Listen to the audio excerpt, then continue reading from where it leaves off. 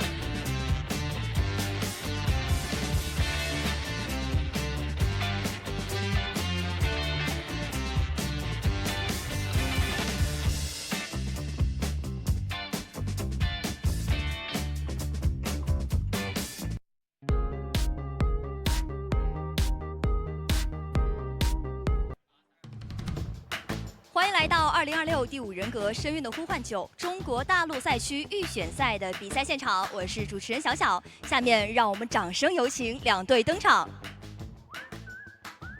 希望之翼临风而飞，有请 GW 战队。都市同队任务，原本将会打击。不要小瞧我们 GW 的击棒。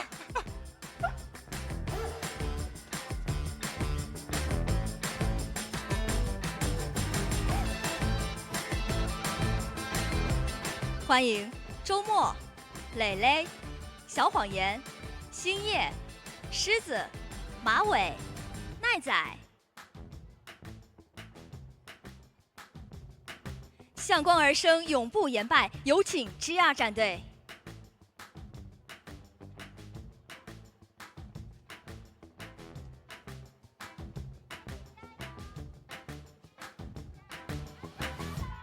欢迎莫流星、赤红、阿策、年景、卡梦、磁铁、零次。这里是第1周第4天的第2场比赛，由 GW 对阵 GR， 让我们期待双方的精彩对决。欢迎各位回到 COA 9的比赛现场，我是解说林芷。大家好，我是解说玩家，马上为您带来是今天的第2场比赛，由 GW 对阵 GR。其实刚刚那场比赛，我觉得也是到后面第3局，然后一个云女拿出来了，完成4抓，然后才最终奠定了整个胜局。是，就感觉呢还是反转比较多的，对吧？在前面的时候就感觉其实 JSC 他们的一个优势是非常大的，而且第2局的话也是比较惊险，但是拖入到第3局呢，也是逐渐的进入到了后手的一个节奏，也是让我们看到了，哎，这个云女在这种绝活选手的一个手里，对吧？啊，她还是能打出一定的上限。那来看一下我们今天的第2场，看一下这个 BP 的一个地图。哎，那这样的话也是 GR 选择搬掉了永眠镇和不归零。看一下 GW 他们作为主场选图的一方，也是拿月出了亮和公园。对，直接是选用一张大地图。那可能第1局上来呢，双方也是会比较去上一下强度吧，因为这张地图呢肯定是我的监管呢有很大的一个发挥空间。那你作为求生的一方呢，你在这张地图你的密码机的分配啊，以及说你这个过山车的一个应用啊，你是要去想好的。是的，其实感觉 GR 今天他们的班图就是冲着 GW 这边常用的地图去的，因为感觉 GW 是真的比较喜欢去拿不归零这个地图。是的，他们的这样的一个思路就是，我可能在他们的主要的一个训练嘛，就在这种不归零的一个地图上面来打。这样我有一些套路啊、体系啊，可以率先的施展出来，让你平常你可能训练的比较多的，像这种湖景村啊或者月亮河，你可以发挥的没有那么好。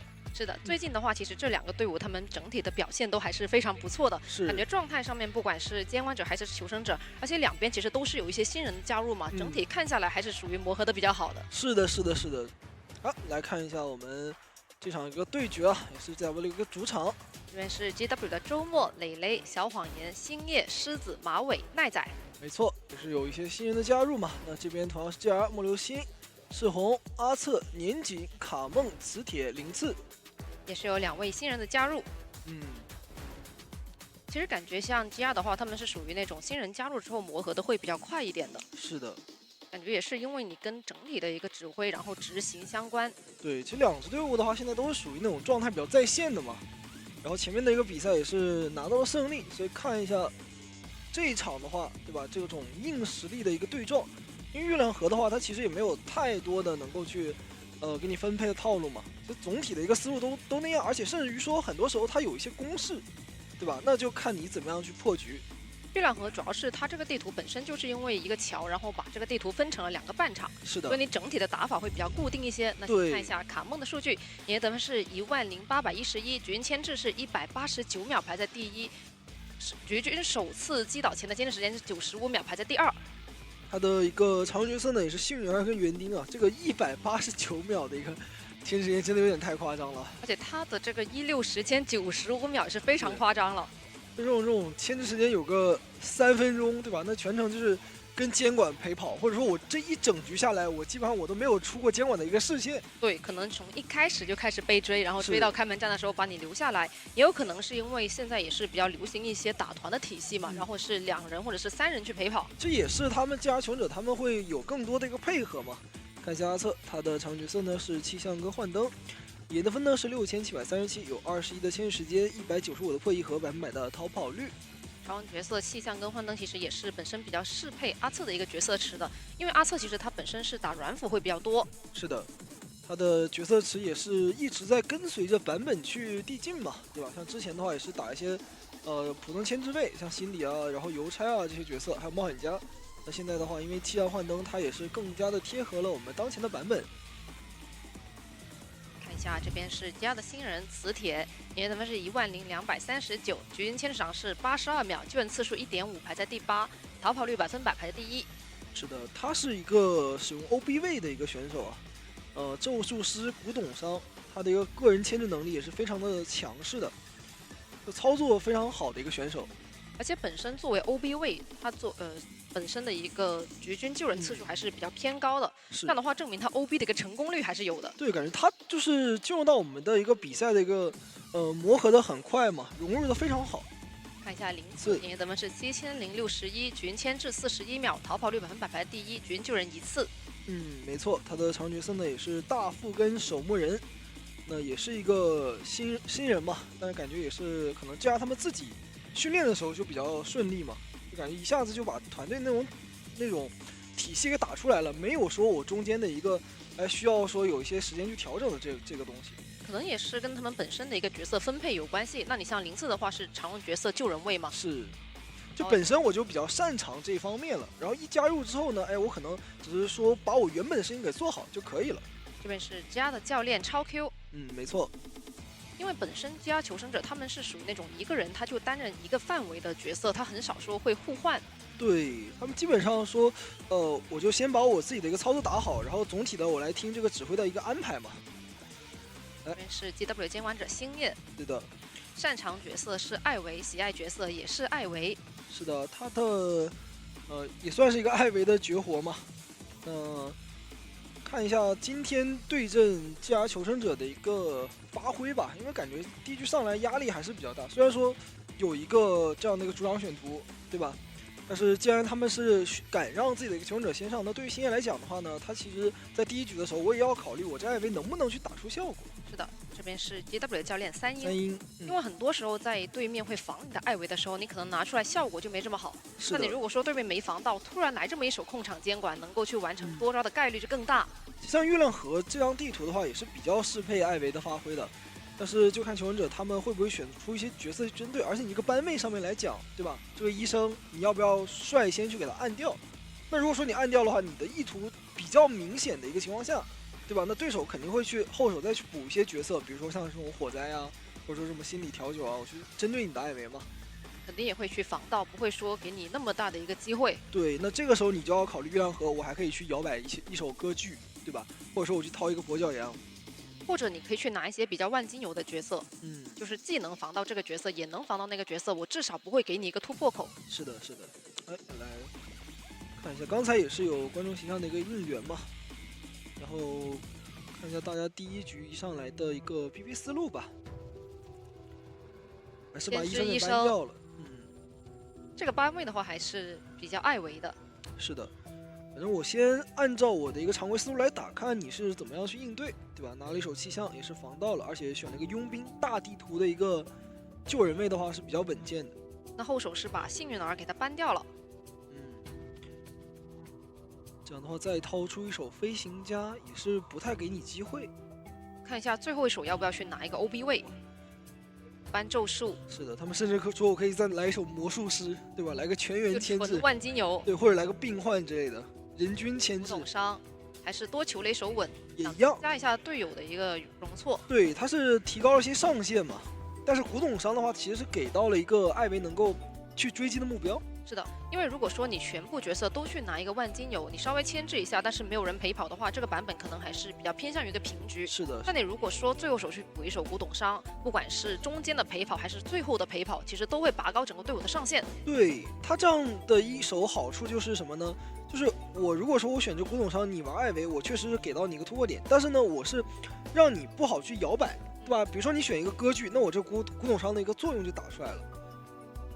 不然你歌剧应对一个全员万金油的阵容，其实还是有一些机会的。对，如果你说你追得快的话，我没有人能够去断你的节奏嘛，那我就不舒服了。但是古董伤它在这里的话，我有些点位，比如说鬼屋，对吧？或者说某个角落的话，它可以去拖到很多的时间。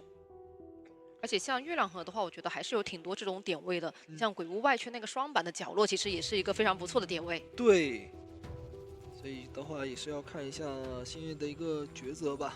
如果说我还是常规去打一手艾维的话是可以的，毕竟的话这把求生者也是给了一个古董伤，而且呢，其实你像飞行家呀、气象啊，他们也是能够去尝试一下的。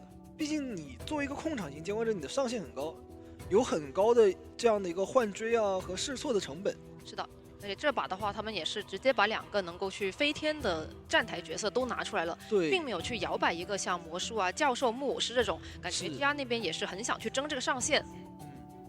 因为你常规的一个玩站台的万金油肯定是没有气象跟飞行家这么舒服的。是的，主要是月亮河这个地图的话，它也是会打的比较公式嘛，对吧？基本上大家都有一定稳定的一个牵制的思路跟套路了。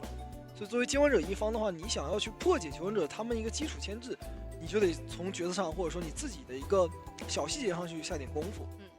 不过艾维的话，感觉这把可能会有点乏力，看一下能不能针对一下这个古董伤。是，它就是2种抉择嘛，对吧？艾维我觉得前期追击会困难一点，但是我的控场上限啊，以及说我多抓的面会更高。那如果说我去摇摆一手，我可能打一个歌剧的话，我追击可能是舒服了，但是我怎么样去续第2波节奏，对吧？怎么样在后期去找到争胜面也是一个点。最终还是选了一手艾维，毕竟是自己的一个绝中绝的绝活嘛。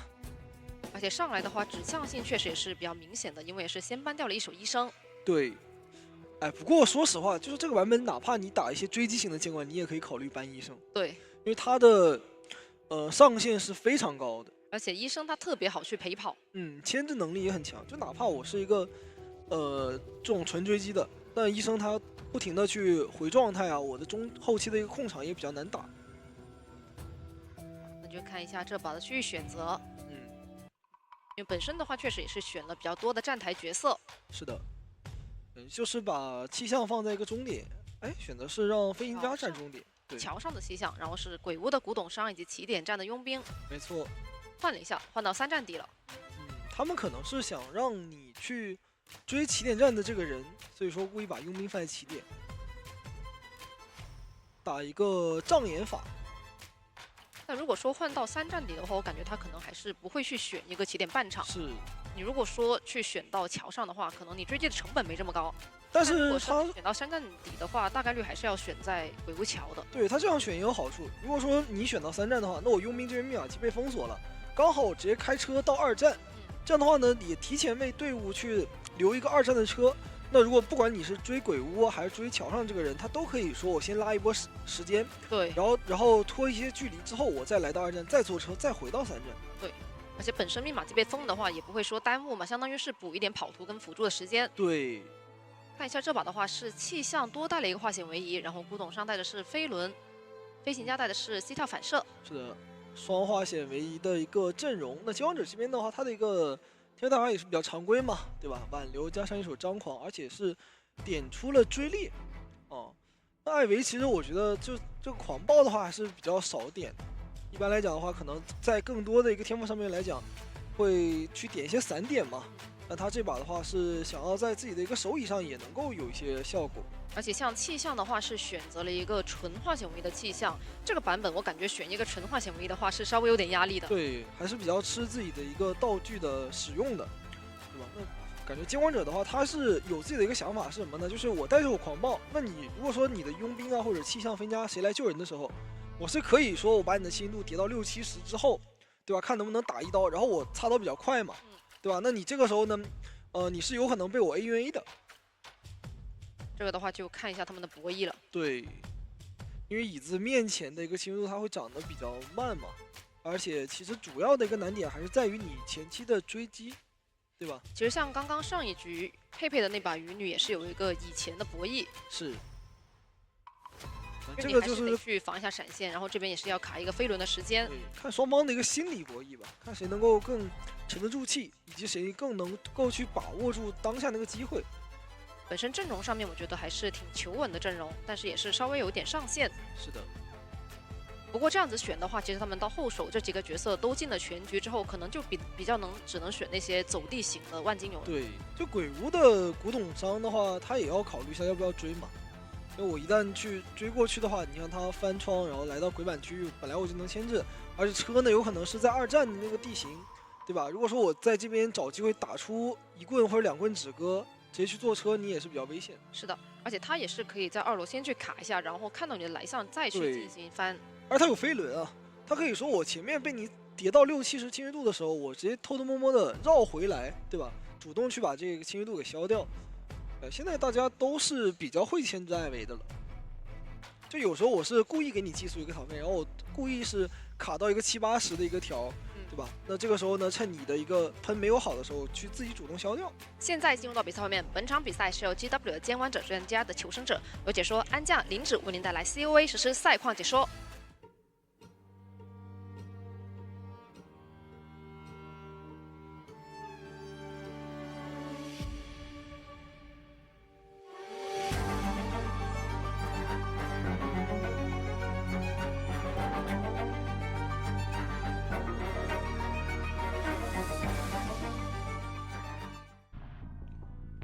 追击目标，看一下本体是选择往古董商那边走一走，然后14人的话可能想先干扰一下桥上。这边的话可以给阿策先补一个寄生。是的，这落地58的一个清晰度。想要直接去动这个气象吗？确实是有收益点，因为它是一个纯博。对，不过这样子的话，其实顺路佣兵那边也会被干扰。但问题就在于气象的话，它的一个道具还是比较好去牵制艾维的。哎，这边是回头看到一个62，那有点小小的危险啊。看这个14人的喷能不能躲掉，一个远程的风把本体给吹走了，现在喷也不敢交，还是先贴近身位吧。不过感觉这个侵蚀度的话还是有点危险的。是的。现在的话是两边一直在双控给压力，看能不能预判到，没有喷到，回头给了一个风，但是也被艾维给扭掉了。对，不过其实身位上面还是有一些的。哎，这里有一刀。是的，远距离的一个喷。加瑟也知道你的闪现快好了，所以说我是不能被你闪开的，可以接受你远程把我喷满。他手上再捏了一个风，他其实这里可以考虑用云哎。不过这里的话可能得交闪了。他其实这个地形用云来拉开的话也不错，那可能怕被14人给喷下来了，交闪打一刀。密码机的话差不多是2台半，但还好飞行家是已经修过一台中点的连密码机。错。这样的话呢，上挂之后看一下他的一个手椅了，因为我这边追的是一个带化险为夷的人嘛，那我等于说你这一局只有外面佣兵的一个圈，其实对于求生来讲，他这个节奏还是很难够的。再加上前期佣兵被干扰了，密码机的进度的话也是不多的。那口佣兵弹过来，以前那个技术，那个救人的博弈了。还是稳稳救下来，但是要给一个双倒要双倒，对的，看一下这刀还是中了，就是他带这个狂暴会有的一个收益嘛。我提前去喷，然后看能不能去博弈你，先打你一刀，然后通过我这个擦刀结束之后晕住你去打一个双倒。而且气象的话，第一波其实道具已经交的差不多了，再加上这波是有一个2阶落地的，现在99的一个幸运度，再加上没有道具，那肯定是活不了了。对，过来平地的话就要给到这一刀了。对，那这样你过来的话，本身密码机不够的情况之下，还给了一个双倒，他本来就完全没有办法去回头嘛，然后你再加上道具第一波已经打空了，也没有带牵制的一个天赋。还是太难去操作了。这里飞行家的话，其实给的还是有点，就侵蚀度还是有点多了。这样的话也是把佣兵的倒地的一个位置给记住上，逼迫你去交一个自愈。那对于求生来讲的话，这个局势是非常劣势的。看看怎么样往平局或者走1的方向去拉扯吧。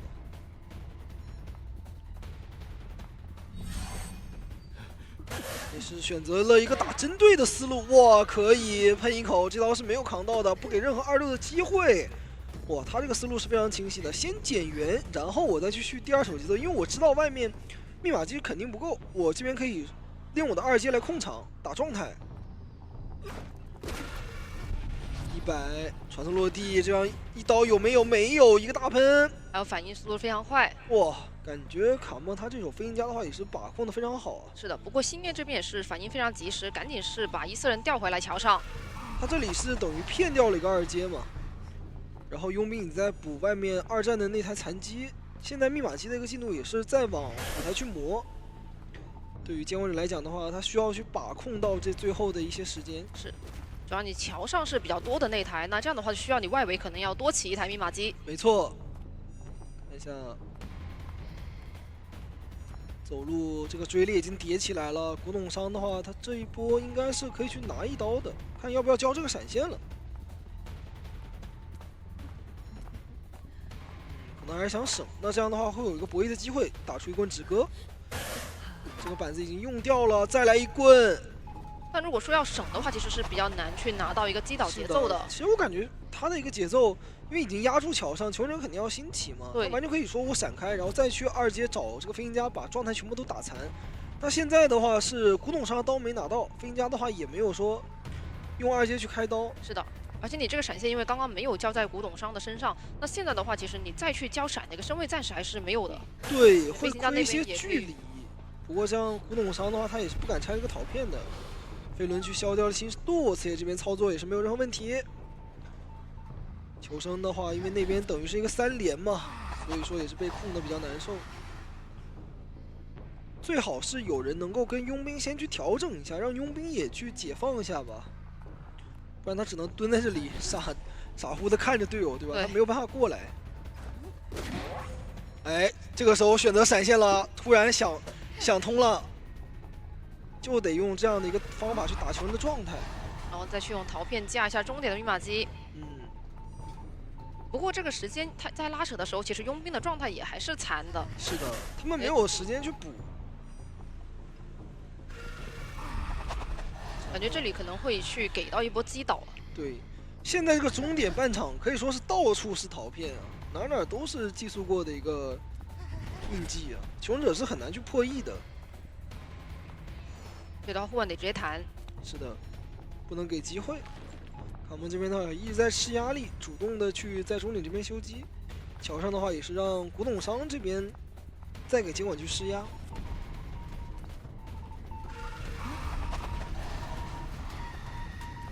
星野这边一直去来回的控场拉扯，看能不能消耗一下状态吧。哪怕把这个求生的道具去逼一逼也是好的。主要求生这几波拉扯其实打的还是非常不错的，所以是没有给到这个状态。古董商那边还是你交出来一个闪现才拿到的刀。对，就你过来的话，我是知道你过来的，走路的话没有给到太多的机会。其实对于监管来讲的话，他现在就是去消耗一下你的道具还有状态啊。地图的这个板区呢，也是能踩就踩。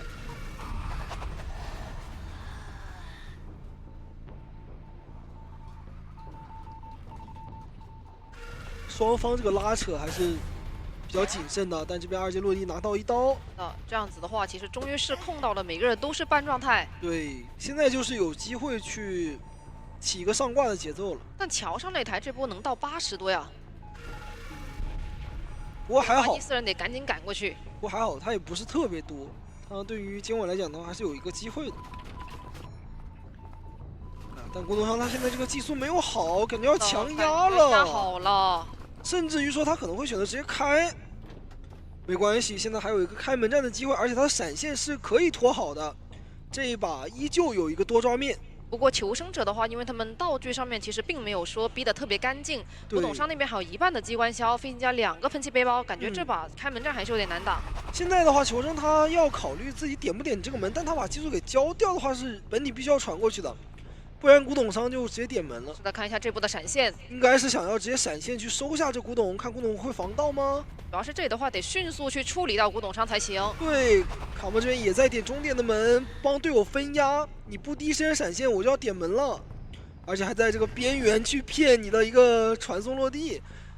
非常有经验呀！过来之后，其实还是有一个比较安全的身位，而且他可以直接交喷气背包，这样的话你没有闪现的距离。感觉 GR 的求生还是太老练了，就在前期一个比较劣势的情况下，3个人拉扯的可以说是滴水不漏啊，严丝合缝啊，这完全没有给到任何的破绽。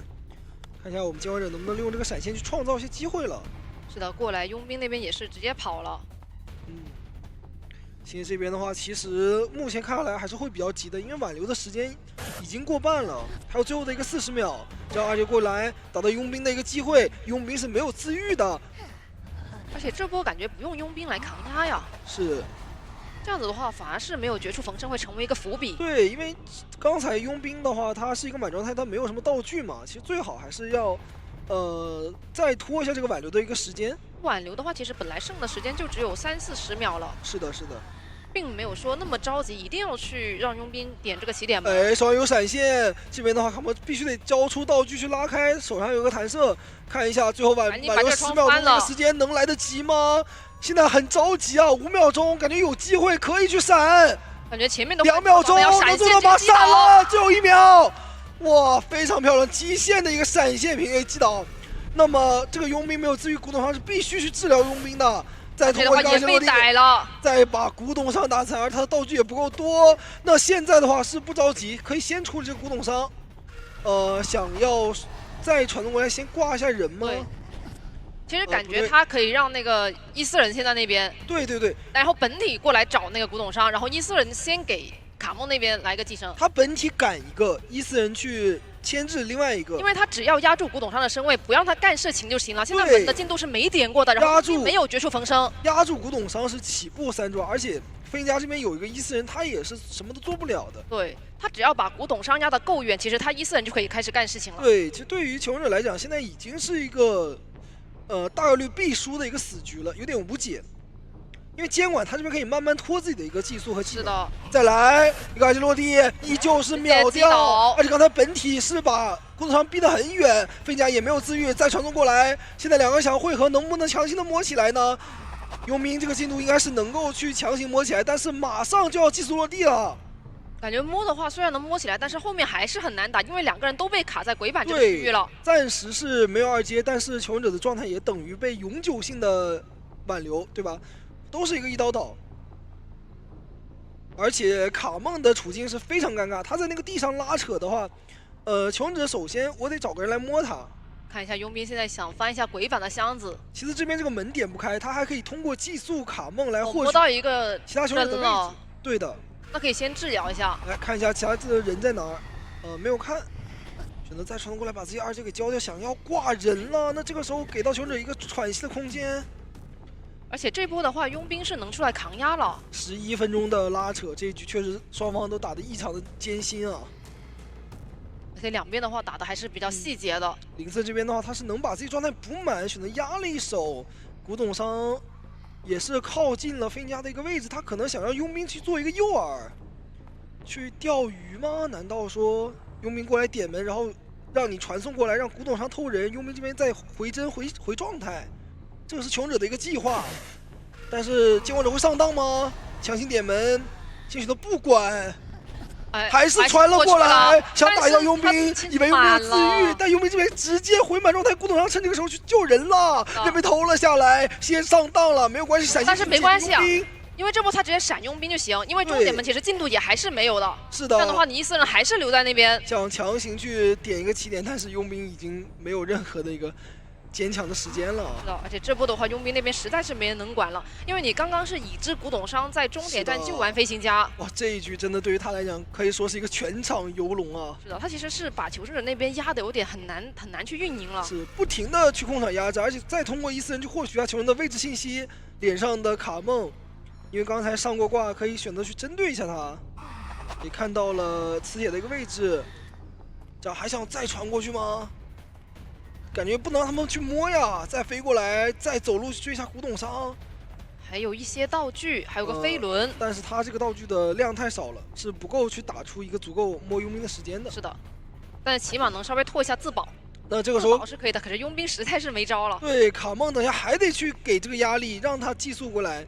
求生者不停的分压，但监管者也是每次巧妙的化解求生者的这样的一个位置。是的，过来的话已经是满了，这里接着打一刀，依旧也是没有绝处逢生。而且等你去摸人的时候，我立马又传回来，两个全都没有自愈。这个时候只要掉我的一层找到古董商就是一个4抓，哇，太精彩了！而且现在的话，其实飞行家他本身再飞过去，再获取古董商位置，这就是顶级的艾维选手的思路啊！这个熟练度太高了，完全是不慌的，太清晰了。这样的话，计算下古董商，虽然桃面没卡到下面，但是古董商已经插翅难逃了。是的，主要两个人都已经是没有绝处逢生，所以现在对于古董商来说，已经机会比较小。对，而且飞行家那边的倒地进度条差太多了。他其实已经处于一个孤立无援的状态了。就算这么把佣兵给摸起来，其实也是没有任何意义的。是的，而且你门的话，其实也没点过，只要你门没点，那两个人不淘汰。那这个位置的话，也是等一个走路的一个击倒吧。下一个技术，再过20秒，也没有太多空间了。闪现也要好了。飞行家那边他也是迟迟淘汰不掉嘛，所以说你也没有什么走地窖的说法。再给个2阶落地，伊森那个盆躲掉，想要去坐车，闪现还没有好，还在争。但星爷这边直接提前传送过来，走路距离应该还差一点。这个站台是没有人帮忙点的，飞行家那边还有很久啊。是的，而且手上有闪现，应该是没有太多空间了。还在轮试，想不要预判这个闪现吗？没有，喷一口打断动作，再闪现平 A 拿下4抓。我的天哪！哇，这把4抓，感觉艾维那边打得非常的酣畅淋漓。是的，是的。而且他其实，在中后期的每一波传过去还是不传过去，他都是有自己的思路在里面的。这一把的后期拉扯可以说是艾维的一个个人表演秀。其实求生者的话，他们前期。在有一些小劣势的情况下，中期的拉扯是做得非常好的，就很顶尖的一个拉扯，求生者没有给到任何的机会。但是最关键的一点就是什么呢？他在挽留结束的最后那1秒钟的时间，闪现把这个满状态飞行家给击倒了。对，其实飞行家那边已经是提前把自己的喷气背包交出来了，他一直想要不给一个闪现的身位，已经拉到帐篷那边去了，但是还是抓住了最后1秒钟的时间。求生者他就是这样，你在这根弦儿上，你一崩就全部崩掉了。对，你像佣兵他那里没有自愈，给到了一个落地2阶的一个刀，然后导致说监管这边他能把这个雪球滚起来，因为你没有自愈，就意味着你必须有一个人要过来管他，而我在远端再把你飞行家给处理掉之后，你这个人力就已经不够用了。是的，其实。感觉佣兵那边还能再拖一下，因为当时其实佣兵监管者挽留的一个时间剩下30-40秒左右，感觉还是能再拖一下，没有必要说在挽留节前的那一点点时间去给一个没有绝处逢生的佣兵。是的，是的，是的，因为你古董商的话，你最后你要去同时救2个人，你又要去保这个倒地的佣兵，你要把它摸起来，你又得去救那边上挂的飞行家，所以求生者他们这个分配人他是没有，就人力真的是不够用了。是的。看一下赛后数据，这把卡梦是破204，牵制184秒；零次破了124，牵制78秒；阿策是牵制了96秒；磁铁破了244，牵制209秒。没错，现在这边也是命中了16次击倒十次。其实这把求生者的话，他们是打的比较激进的，就是在中期的时候也没有说选择提前去把佣兵的状态补好，而且那密码机呢，其实也是在一个比较仓促的一个情况下去开的，对吧？他当时是怕被寄宿，那这也就没有说提前的去把求生者的一个贴门的位置给规划好，而且佣兵他也没有道具，再加上，对吧？你前面交出了一个自愈的伏笔。所以说这个就比较亏吧。感觉刚刚那局其实开门战之前，确实有很多的时间能够去把佣兵调整起来，而且他们就监管者那边星夜他当时是没有选择在第一波去闪现那个古董商，他是后来打了一波拉扯，去终点追了一圈之后再回来再去闪现那个古董商，这里已经把这个节奏往后推了。其实他们在中间拉扯的时候，真的可以去调一下这个佣兵。是的，是。其实我觉得我们从上帝视角来看吧，求生者还是犯了一个比较大的一个决策点的问题是什么呢？就是他其实应该让古董商跟飞行家两个人分别在起点跟中间给压力。佣兵他作为那个中间的拉扯位，他永远不出现，他去补道具，对吧？只要我这个佣兵一直在场上存在，那我首先我是个满状态，我是可以去有一个顶挽留救人的机会，或者说我在这边拉扯控场，给到你监管者一个压力的。我只要拖过这个挽留，那我佣兵可以连吃2刀，甚至说我可以去扛第3刀。那么求生者他们的一个后期能力会变强，但是你发现佣兵他作为那个最关键的位置，他如果先倒了，求生者整个的一个运营体系后期拉扯的能力就没有了。是那波的话，他是本来开门战的时候3个人都有道具，1个护腕，然后半个机关销，还有2个喷气背包。这一波我觉得是可以互相去扛压的。可是等到你护腕真正交完的时候，我觉得你就不太应该在那个时候倒数40秒就出来扛。再加上他前面没有自愈，他只会说什么呢？我等我倒地之后变成了一个团队累赘，对吧？而且你还有一个被动，对吧？我这样本来战争后遗症，我摸的就比别的角色要慢，那我就是雪上加霜。对，而且到后面的话，其实感觉像磁铁他的古董商也是一直在全场疲于奔命，一开始又要摸佣兵，然后又要去对面救人，然后又得回来去摸佣兵，就是他的事情已经干不过来了。是的，其实求生者他当时最优解的思路就是什么呢？让古董商或者飞行家我去吃出这个闪现，或者吃出这个2阶，佣兵的不停的去摸箱子，补状态补道具。这样佣兵他如果说摸到类似于护腕啊或者香水啊，他还有机会救完人之后保证自己的无伤。对吧？那这个佣兵就算最后队友可能飞行家或者古董商被挂飞了，他满状态他是不是也有机会去走地窖，走一个，对吧？是的。那现在双方换边，先看一下狮子这边的数据，营业得分是6736，局员牵制是24秒，局员救人1次，逃跑率100%排第1。是的，他的常用角色呢也是佣兵跟大副嘛，两手的一个救人位。那我们也是非常熟悉了，是的话真的是一个老救人位，而且他这个救人的操作也是比较细腻的。就每次的话都能在跟他的一个救人去学到一些东西吧，还有一些点位。对，感觉 GW 的话，整体求生者这个赛季打的还是非常不错的。是的，感觉他们现在也是真的找到了自己队伍的那个状态啊，配合的非常好，而且个人的操作呢也都上来了。这边是磊磊，营业得分是7497，签长是84秒，救援次数0.33，会进度是111。那也是笑得非常开心啊！毕竟刚刚自家的一个监管者也是拿到了一个4抓，而且他们压力的话也是比较小。上来呢，我只需要走一个，现在非常的轻松。现在在想说怎么样去保个稳嘛。感觉能够去打那些体系还是比较多的，心情比较好。再看一下。你得分是9627，局员牵制是75秒，救援次数0.33，会进度是182，逃跑率100%。那马尾的话，他的长角色呢是古董商跟拉队员，他的一个风格呢也是就是去打一些牵制跟操作嘛，有些 OB 陪跑。那古董商跟拉的话，其实在单人版本还是比较热门，对吧？你像古董商，他第一局一上来会给到你单刀监管很大的压力嘛。但是其实也像我们刚刚说的一样，你如果说你面对一个艾维之类的，对吧？其实你能发挥的空间会比较小。是的，这边是奈仔，营业得分是7417，局员签长是84秒，会进度是58，局员首次击倒前的天神是86秒，排在第3。是的，他的常角色呢也是病患跟教授。这个赛季的话，其实求生者明显的在16时间上面是比较前了，就比之前多了很多。之前可能60-70秒就已经有排号了。是，大家之前都是什么60-70秒啊，甚至50多秒啊，但现在这个80-90秒都是一个常态了。而且刚才还有这个180多秒，对，太吓人了，是吧？就我这牵制时间总时间有个3分钟，那你就说这个拉扯能打多久吧？但刚才确实是拉扯了非常非常久。对。来看一下年景，他的一手常用角色呢也是歌剧跟喧嚣，你得分呢是11993，有10.5的一个狙击击倒，然后有3人的一个狙击淘汰，还有50%的4抓率。歌剧跟喧嚣。而且现在的话，其实喧嚣它也是一个被调整过的角色嘛，也是它比较乏力的一个版本。但是年景他也是勇于去拿出来喧嚣的这一手，因为他的熟练度是非常的高的，所以说在你求生者的阵容可能比较克制我其他角色的时候，我用这首喧嚣也能去搏出一个上限。你像刚刚那局其实也是一样的，因为星夜他本身艾维求生者那边也是选了一手飞行家，然后古董商佣兵再加个气象，他也是属于有点顶着这个阵容去打的。是的，是的。但是最终还是完成了一个4抓，可能还是在中后期，因为你打得越久，你可能也会有点疲劳，然后有点没想明白，在一个关键的时候被抓到了机会。看一下下半局，没错。那看一下这边的一个 BP 是直接崩掉了双 OB 位古董商家弓箭手啊！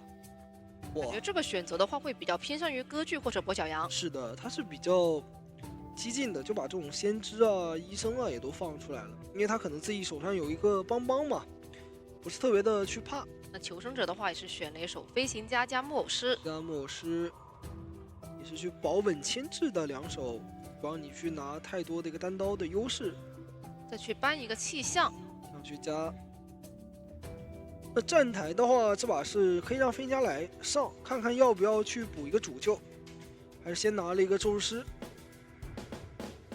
因为毕竟这张地图的话，它还是会有一些救人的拦截的压力嘛。那只让飞行家一个人来的话，还是没有那么稳。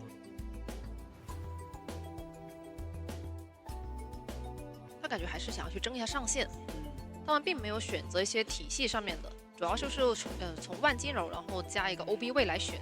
对，因为这把只要跑1个就行了，就能拿下第1局大比分。把守门人给搬掉了，看一下求生者这边。还要不要去出一个救人？大副，没问题。选的还是比较求稳的。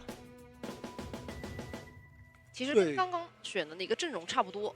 他们甚至于说这把是可以带3个圈的嘛，对吧？我就是一个保稳的打法。只要说，我这边呢不让你去留下一个连击，我正常的把终点跟起点的一个3连击给破掉的话，那你就没有那么好去滚雪球打一个4抓了吧？那你除非说你前期追的特别快，对吧？但是呢，就算我前期有人秒倒了，我只要这个双号也没开出来，或者说我选择一个别救保平的思路，其实呢也是有机会去走的。是的，而且现在通过化险为夷去稍微拖点时间，还是比较能够去拉扯到开门战的。对，这个阵容他们修的可能没有那么快，但是他们非常的稳健。你只要能把这个密码机修完，就有机会跑1个。修完之后，其实因为你有一个点门跟拉扯跟卡中场的一个压力嘛，是的，所以相对来说走1个的面还是挺大的。没错，看看年景的选择。那这一把的话，他毕竟说我要去还一个4嘛，那选角压力还是有的。而且月亮河公园的话，求生他们也可以利用这样的一个地形去强行的拖你的时间。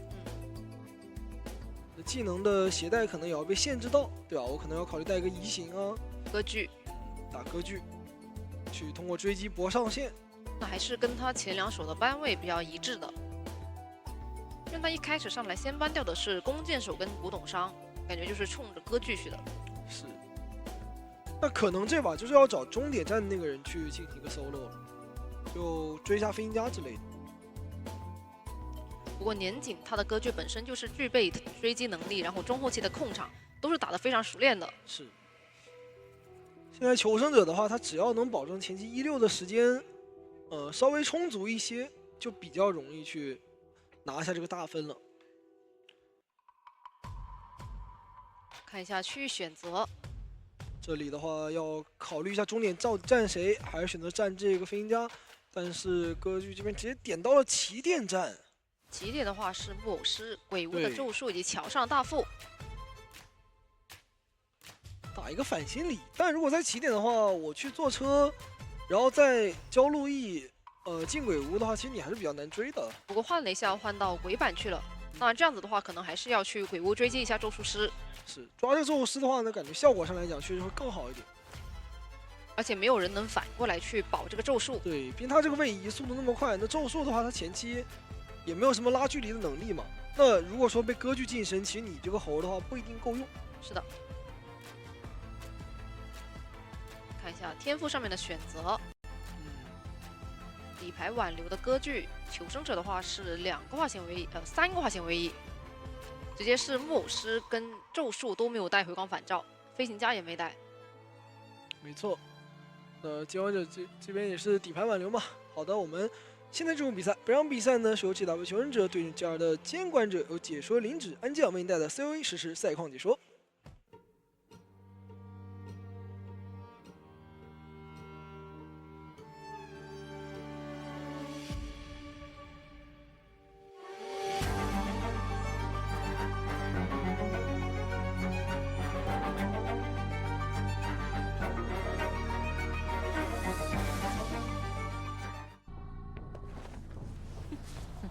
年锦上来是直接选择进鬼屋去找一下咒术，看一下宙斯的一个牵制思路吧，毕竟他这个压力非常大的，直接选择上2楼这样的一个回合回下来，可能要直接去进入到一个近身博弈。是的，小短板，再用小碎步去骗猴，但是这边的话是没有交道，就被抽了一刀。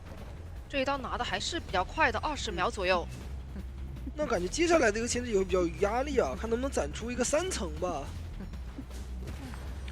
的踩板，起码说要拖到自己的一个飞轮的 CD， 现在有一个3层的大猴，但是交位数这边要给了，直接交。是这把年锦还是带了一个失常，他也是比较去赶这个节奏嘛，看能不能通过失常来消耗一下密码机进度，但是这个追击的一个时间感觉是要被拉长。在下板手上有一个飞轮的博弈，而且下一个猴马上要好了。哎，这边还是被打到了。是的，没有翻过来极限时间的一个震慑。那2战木偶师的那台是开不了，那台是比较少的。对的，68的一个进度要被干扰了，可能直接踹掉。也是往1.5这边去切。哇，还刚好通击到了脸上的木偶师啊！这下可以直接去逼救了，但想了一下，还是先去交这个失常吧，比较重要一点。并这一脚的话有60的一个进度。是的，不过失常交完的话，木偶师那边就能保证一个无伤救，看要不要帮一手。现在的话也是得尽量保他的一个26嘛。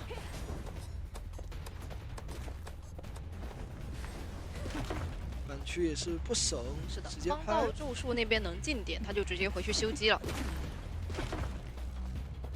咒术的话，现在还有2层。哇，年锦也是很稳健啊，不跟你去短板博弈，先把你的板子全踩了，把你架在一个大空地，然后再去拿你的刀。不过这个点的话，已经是没有什么牵制空间了。是的，板子已经都被踩光。这样的话呢，要再换一个人来救了。那是让谁来？可能狮子已经绕过来了。看这个通缉，还好没有通缉到。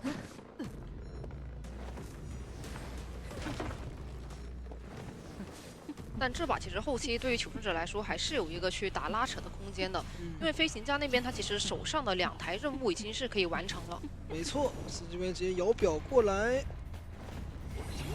想去多卡一会儿这个淘汰进度。我这把密码机因为被踹了一脚，实在是差的有点多啊。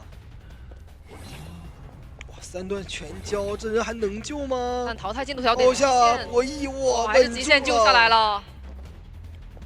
太能博弈了，感觉刚刚随时不是震慑就要飞了。是的，这波很危险。这边一个吼了一下，拉开一下距离。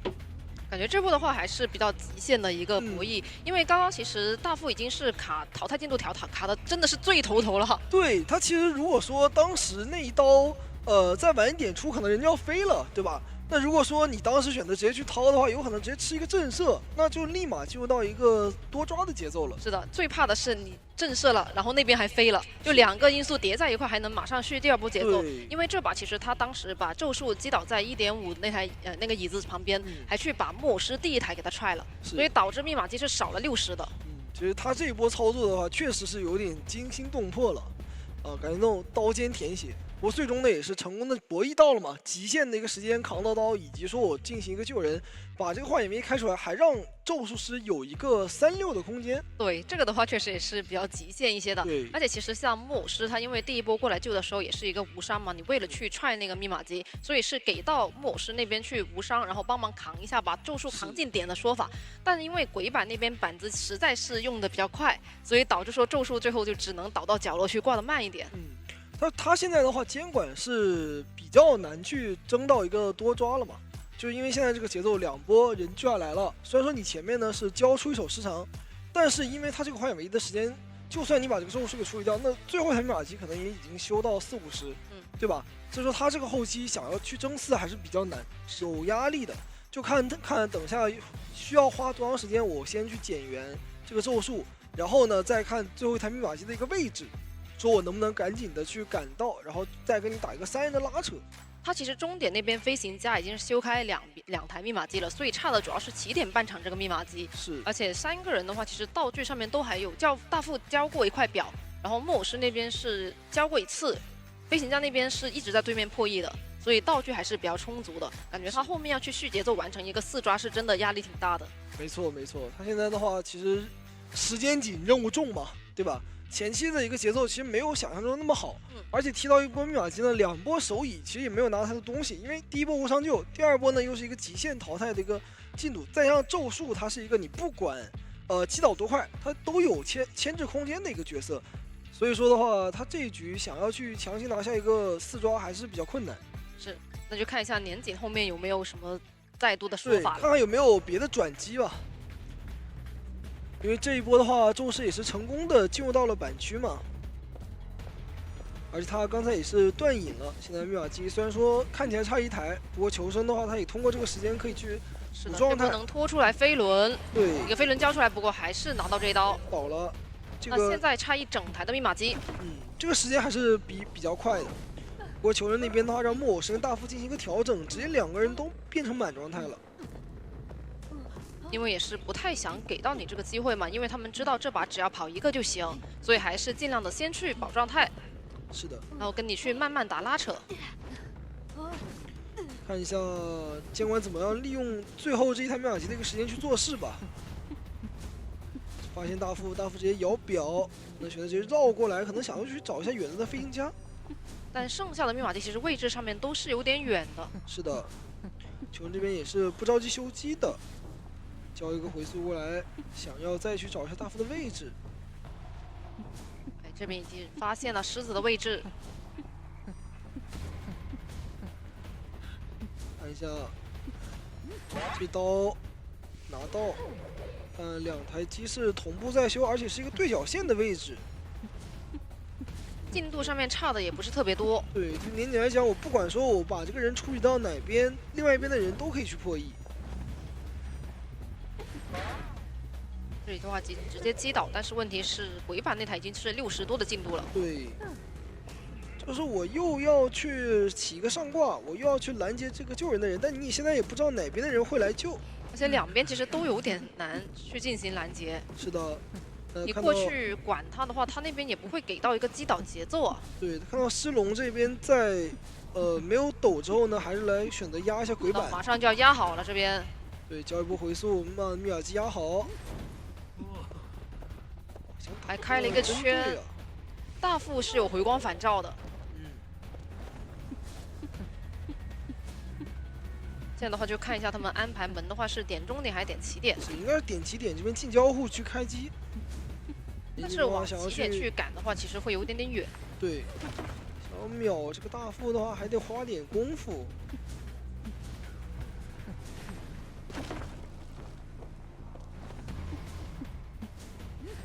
这边是击倒了大副，不过现在求生者的门没有点，他还是有机会，手上有个底牌，看看跟求生者位置的一个博弈了，因为他也知道压机的那个位置在鬼板嘛。是的，现在的话就看一下，先往这边排，以防你有人过来偷偷卡着大副。没错。但门的进度其实也在掉。现在门要开了，他传送有点来不及。齐尔明了。那这样的话。飞行家选择直接卖自己保那边的木偶师出门，也是很聪明的一个选择。是的，就你这波你是最多只能拿3抓的，你一旦传送过来，我这个人就救了。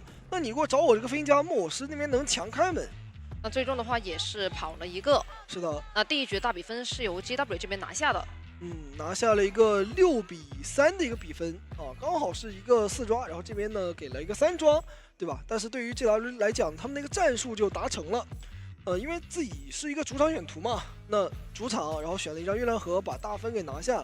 第二局呢就能够去给到GR上一些压力，看一下 GR 这边第二局自己去选择的时候要怎么样去应对了。是的，因为刚刚的话，其实看下来，确实 GW 这边他们在年景想要去4抓的时候防的是非常不错的。是的，是的。该调状态的时候也是及时调整，而且你细看他们本身的一个密码机破译也是很有讲究的，就是他特意是把最后3台不会说留到一把，像第一把那个留了一个3连出来，他们特意去隔开修机，所以导致说你最后管都管不到，一个是狮子龙那边，一个是鬼版的密码机，管都管不了。这把从 BP 跟打法思路上面来讲，就是彻底的去杜绝你4抓的一个面。我不管是我这样的一个3化险为夷拖时间，还是说我像你说的，我这个密码机的分布，对吧？我最后就是留一台终点，留一台起点，我这样拉扯着修。然后他们最后的一个选择，我飞行家直接过来给你爆了。你正常来讲的话，一般来说是飞行家去藏着，然后呢，他最后是看情况走门还是走窖。但是求生者这边是完全不想，我就是跟你结婚者直接爆，让你告诉你我这边有一个人，你抓。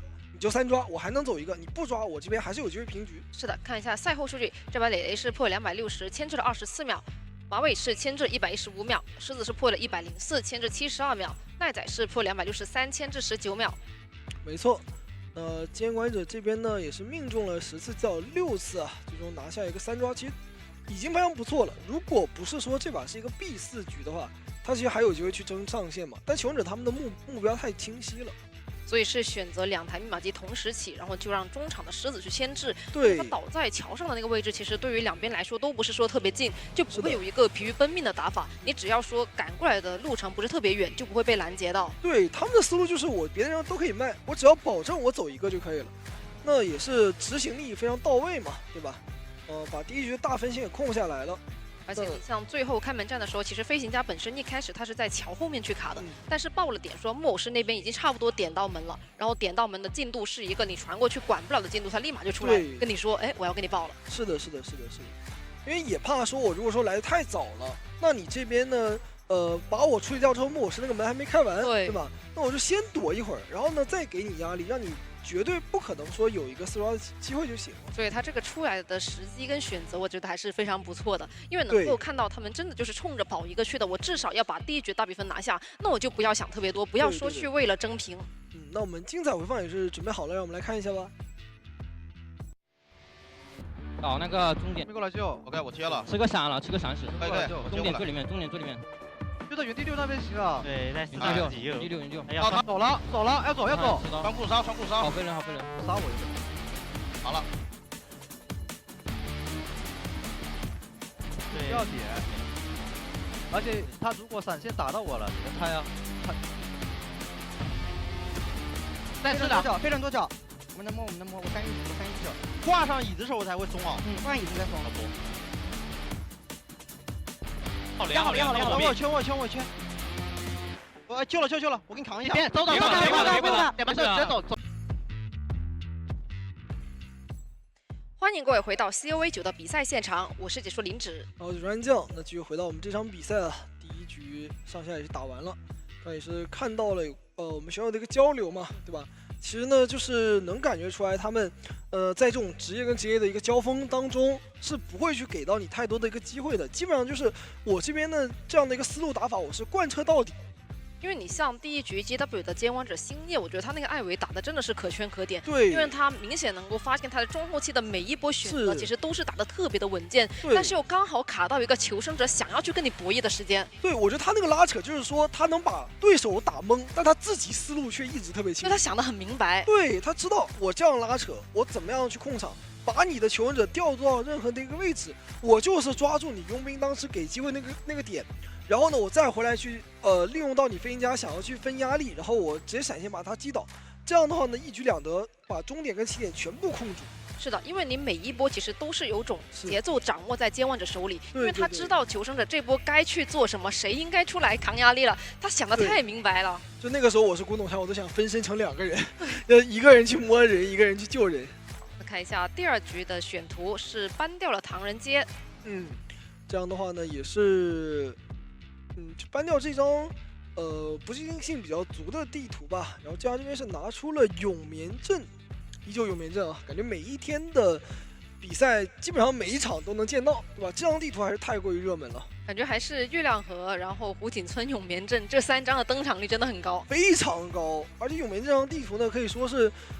上限最高的一张地图，就是有可能会打出一个非常大的分差。是的，求生跟监管他们都能够去发力，那这也是 GR 他们能够乐意去见到的，因为他们的监管跟求生呢都能够去打出一个相应的上限嘛。加上永眠镇这个地图的话，其实它的地窖刷新点是挺有说法的，就对，可以让求生者给到一个3个人，然后都是完成3跑，有一个分区跑地窖。但是我相信今天 GW 你看他们这个状态，对吧，也是非常的火热。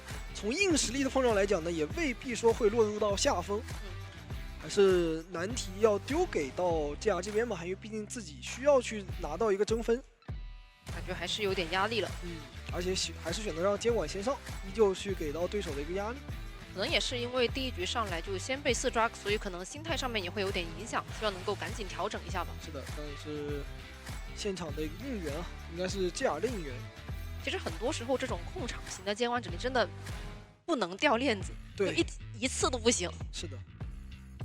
打控场监管的时候，就是你最好1次机会都不要给，你给了1次机会，我就1次机会都不会给你了。是的，其实就是这样的。他直接把这个雪球给它滚起来，因为像他们在开密码机就中后期还没开门战的时候，密码机上面也是修的比较极限一些，就没有想着去调状态，就是想硬磨，然后趁着这个 CD， 然后把中场桥上的那台密码机给它开掉了。对，这其实求生跟监管者他们之间的一个对抗嘛，就像是天平的2端，对吧？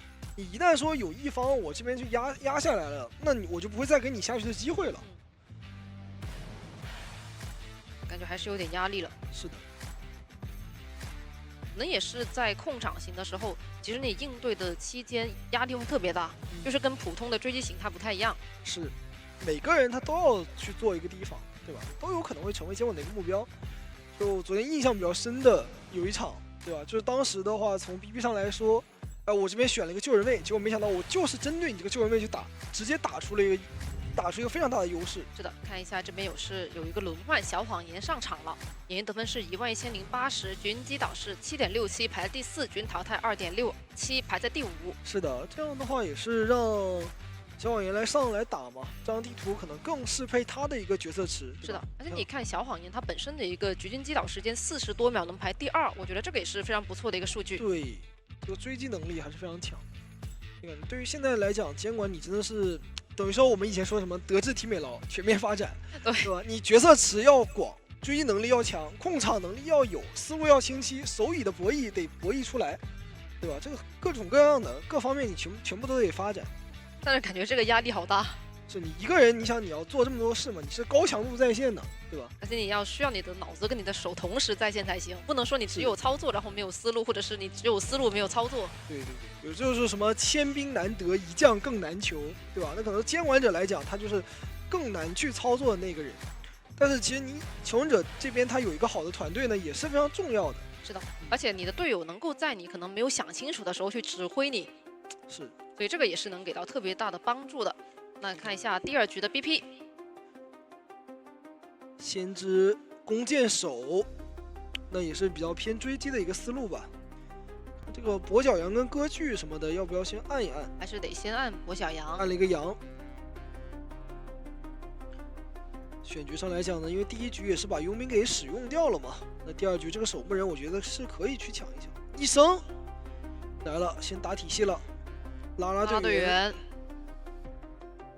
开始陪跑了，他这个医生加拉队员有点像那种就不倒翁的感觉，对，就是我不会倒下，而且他甚至可以接受说外面我只有一个救人位在破译，然后我2个人同时陪跑。就是有时候如果说这个体系让他打成功，就是你会发现人一直在受伤，但是就是不倒地。守墓人也是没有问题的，但是现在是缺一个硬控的位置，要不要来一个 OV 位？最后这是 ban 掉了幸运儿。点控也行，对，不过点控可能整体的功能性没有那么强，而且这样的话，守墓人可能会成为一个被追击的目标。其实这里我感觉补一个枯丑是不是不错？就又能救人，又能够去 OB， 而且能配合这个拉队员，但是还是选了勘探嘛，也是一个 OB 位，没有问题。而且你像医生跟拉队员同时去陪跑的话，其实你医生可能还得帮拉队员去扛刀。是的，但是扛完也没关系，反正你能自己去治疗。对，就是你打医生一刀，他身上有基地，他秒起，然后还能扎针。可能他回的都不是一格状态，他回的是1格半。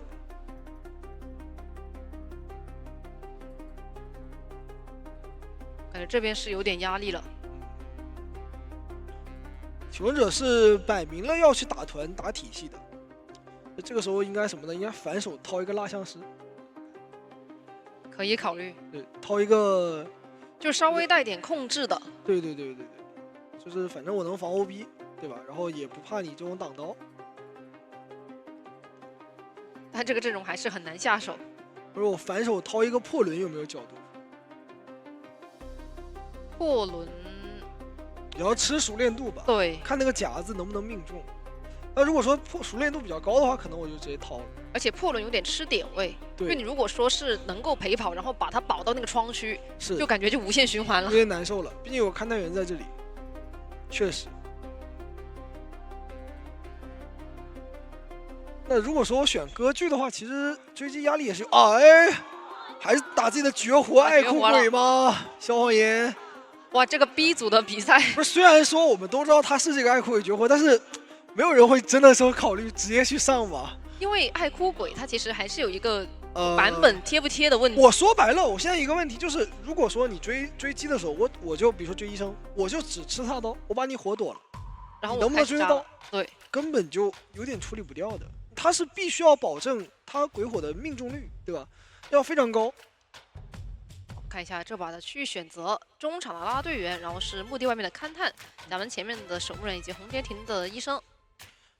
这个怎么说？他这个技能还是太容易空了，他不确定性太多了。对，因为爱哭鬼的话，他其实还是有一点点走地追击的那种监管者的感觉，所以他可能在处理打团上面，我觉得也有一点乏力，但最终还是选择了相信自己的绝活。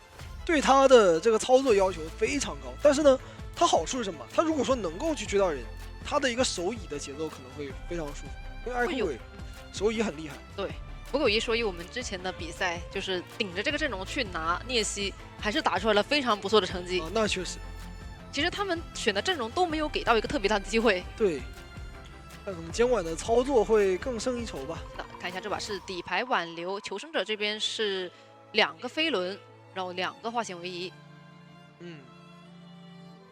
现在进入到比赛后面，本场比赛是由 GW 的监管者对战 GR 的求生者，由解说安将林芷为您带来 COA 实时赛况解说。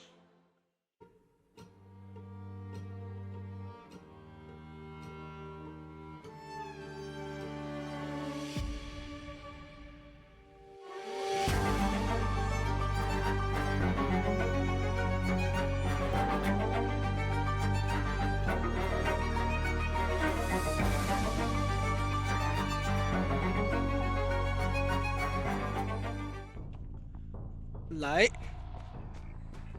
看一下他一个追击的选择。那这个阵容的话，肯定是如果说让我选的话，肯定是优先处理勘探员嘛，对吧？毕竟勘探员的话，你前期你不处理他，他后期还要过来去 OB。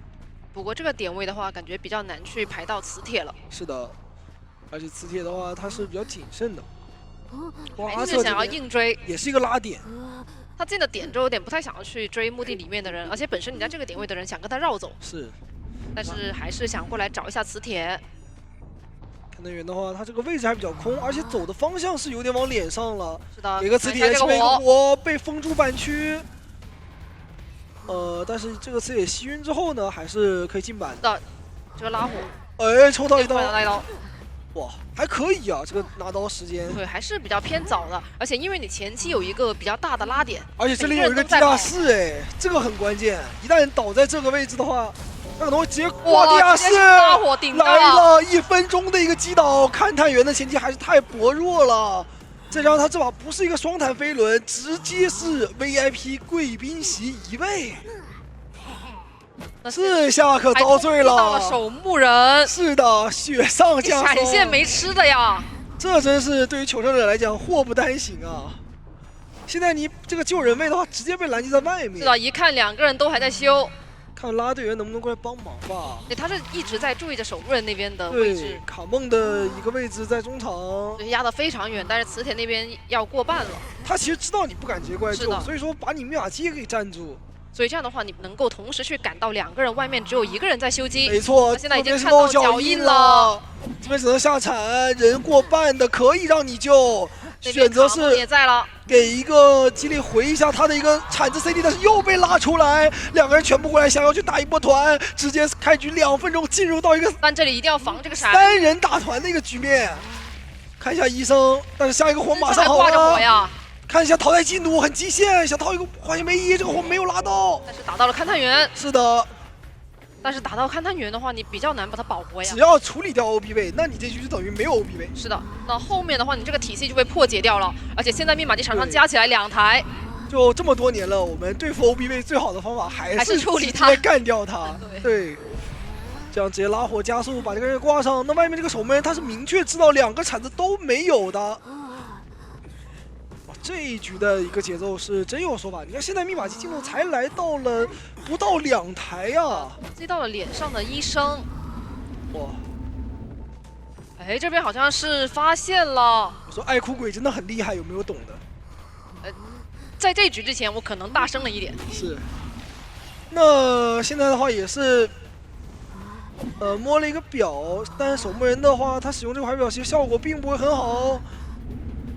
看一下，你该差的密码机其实还是在差呀。拖下第2段的一个时间，主要是闪现还在手上握着，很难去牵制起来啊。一个火直接拉到了，小交闪吗？非常果断，在闪现拿下一个击倒。那外面只有拉队员，还有一个化血唯一，这个位置的话可以就近去挂。但是不管你谁来救人，但是问题是外面都只有1个人在，需要去4台机。这个阵容的话，求生者他们打起配合来非常厉害，但是打不起来配合就会显得非常的单薄。那现在阿瑟只能从远端绕过来，但是小网爷也是严防死守，直接把这个位置给你卡住。哇，这里再给一个树的一个加速带。救援上面其实还是有点压力的，感觉要卡满。如果说卡半的话，这波非常危险啊！选择来卡半，还好这个火是扭掉了。直接逃可以，就是能救下来的，也是能够保到一个无伤的状态救。没错。这样的话呢，也是成功拖了一波时间，而且他下一波还能再去救一波人，让医生再在外围去破 E。但是医生在外面破 E 的话，是有3台E想要补的。是。这个时间的话，还是太难去拖出来了吧？这样守门人上到一个2挂，看看2个人有没有去走一个的机会了。因为平局的话，现在确实很难拖够。是的，现在的话是直接挂到了卡梦的脸上。对。这样还可以原地去种树，再看我一下这个密码机。现在对于求生来讲是1个火都不能吃啊，真的是1个火都不能吃。还好医生手上还有个飞轮。是的，感觉这波救下来是没什么问题的。在这里一直去通过加速来博弈，一个飞轮顶脚，还好是把火给躲掉。对，这里可以等着打针对。密码机还差半。打到了针对，打到了。那这样的话，再度的一个减员。医生甚至想拖一些时间，对他想拿命秒卡吗？拉到了，直接双刀，还是太贪了呀！想要去为队伍争取更多的时间，但是自己却陷入了一个非常劣势的处境。对，因为这台机太多了，他想要去拿命把这台机给他点亮，那这样点亮之后后面才有拉扯机会。是的，依旧是一个起步的3抓，这个医生要不要考虑去挂呢？我觉得这波可以直接挂，因为他是知道阿策在哪的。对，这样的话你捏这个传送，他那边也不好搞。他想挂，因为2台密码机都有点太多了，而且医生他起来的时间有点太快了。是的，我觉得这波真的是得挂医生，然后再去排阿策的位置。那么阿策也就是这把求生者最后的一个希望了，看他能不能通过这个躲藏去找到一个走掉的机会。毕竟是一个拉队员，道具是充足的。看一下，来去排一下这边的点位，再回头反绕去打一个反心理。但是他其实可以去了解，因为这边是有自己的一个树的地形的，所以说里面没有耳鸣的话，求生者是肯定不能在这个区域，不然的话会有一个子火。是的，现在的话其实地窖点都已经是清楚了的。是的。但是他卡的一个位置其实是一个对角线。对。这样的话他得坐车才行，他得卡一波电车的时间，然后坐车运到那边去。对。这样才有机会去走这个地窖。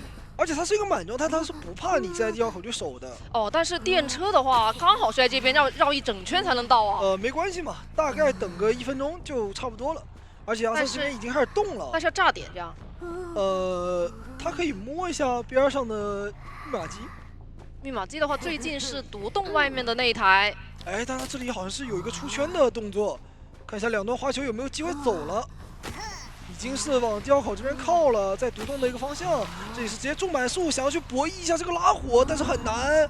拉队员，看一下拉队员已经过来了，等下可以直接冲过来，还是走到近处，先加速一个铺垫，再骗火，有第二段，这次跟过来，一个火没有拉中，那能走？